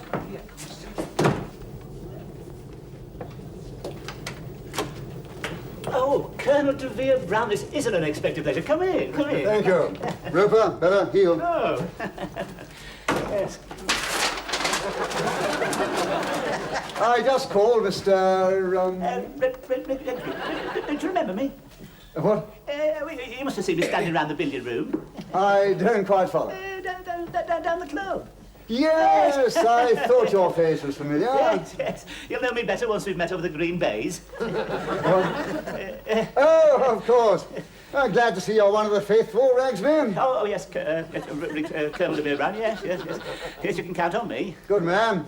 I was just doing the rounds, trying to flush a few more out. Yes, of course, yes. Roper, come here. No. Oh, sorry about that. That's all right, it'll scrape off. Lovely dog, isn't it? Yes. Wonderful mouth. Well, have you got your people out yet? Well, it's been very hard work, Colonel. Yes, but we mustn't give up. No, of course not, no. I flushed out quite a few down the road. Yes. Well, of course, you've got the Labradors. What? How's the bang? How's the shooting gone this year? Oh, not so good. Oh. The birds all got this dreadful disease, all flapping around on the floor. Oh, dear, foul pest. Yeah, oh, it's very nasty, yes. As a matter of fact, I'm something of a shot myself, Colonel. Oh, I didn't know that. Oh, yes, you know. Quick eye, natural reflexes, sudden movement, whir of feathers, and I'm round, ba-dum! Another one for the pot. Yeah. That's very interesting. Well, we're having trouble getting your people out, eh? Yeah, well, it's been a bit of an uphill task, Colonel. I'm afraid they don't appreciate the finer things of life around here. I'm afraid they're mostly communists, Oh, I'm not surprised, Rigsby. Just look at this place. See the damp.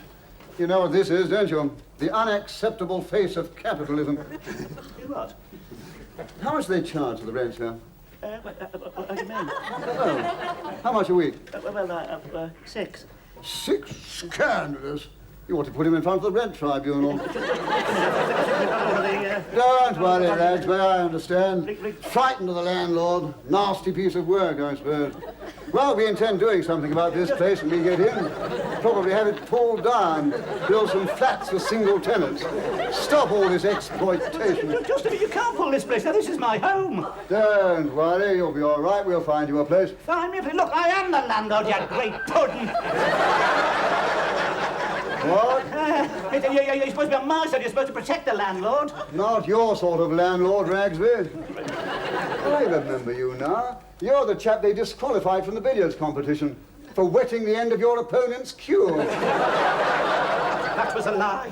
The party can do without people like you, Rigsby. And I can do it. Rigsby! And I can do without you, you great public school twit. Oh, you wouldn't play billiards with me, would you? Not good enough. No. Just because I wasn't born with a silver spoon in my mouth. Yes, well, I can get along without you, mate. I'm a self-made man. Now go on and get out of here and take those dirty tights with you before I set the cat on them. Go on. Don't worry, Rigsby. Go on. Yes. Rupert,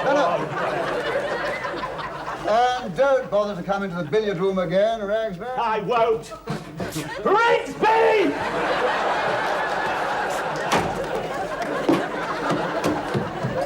Oh, come on, Ruth. The polling booth will be shut by the time you've made your... Where are those placards of yours? Yeah, why? Here, I'll tell you why. There's just been a 10% swing to the left. Mr. Rigsby, you said... Never mind what I said. I can change my mind. How does that song of yours go? The people's flag is the red. It's got a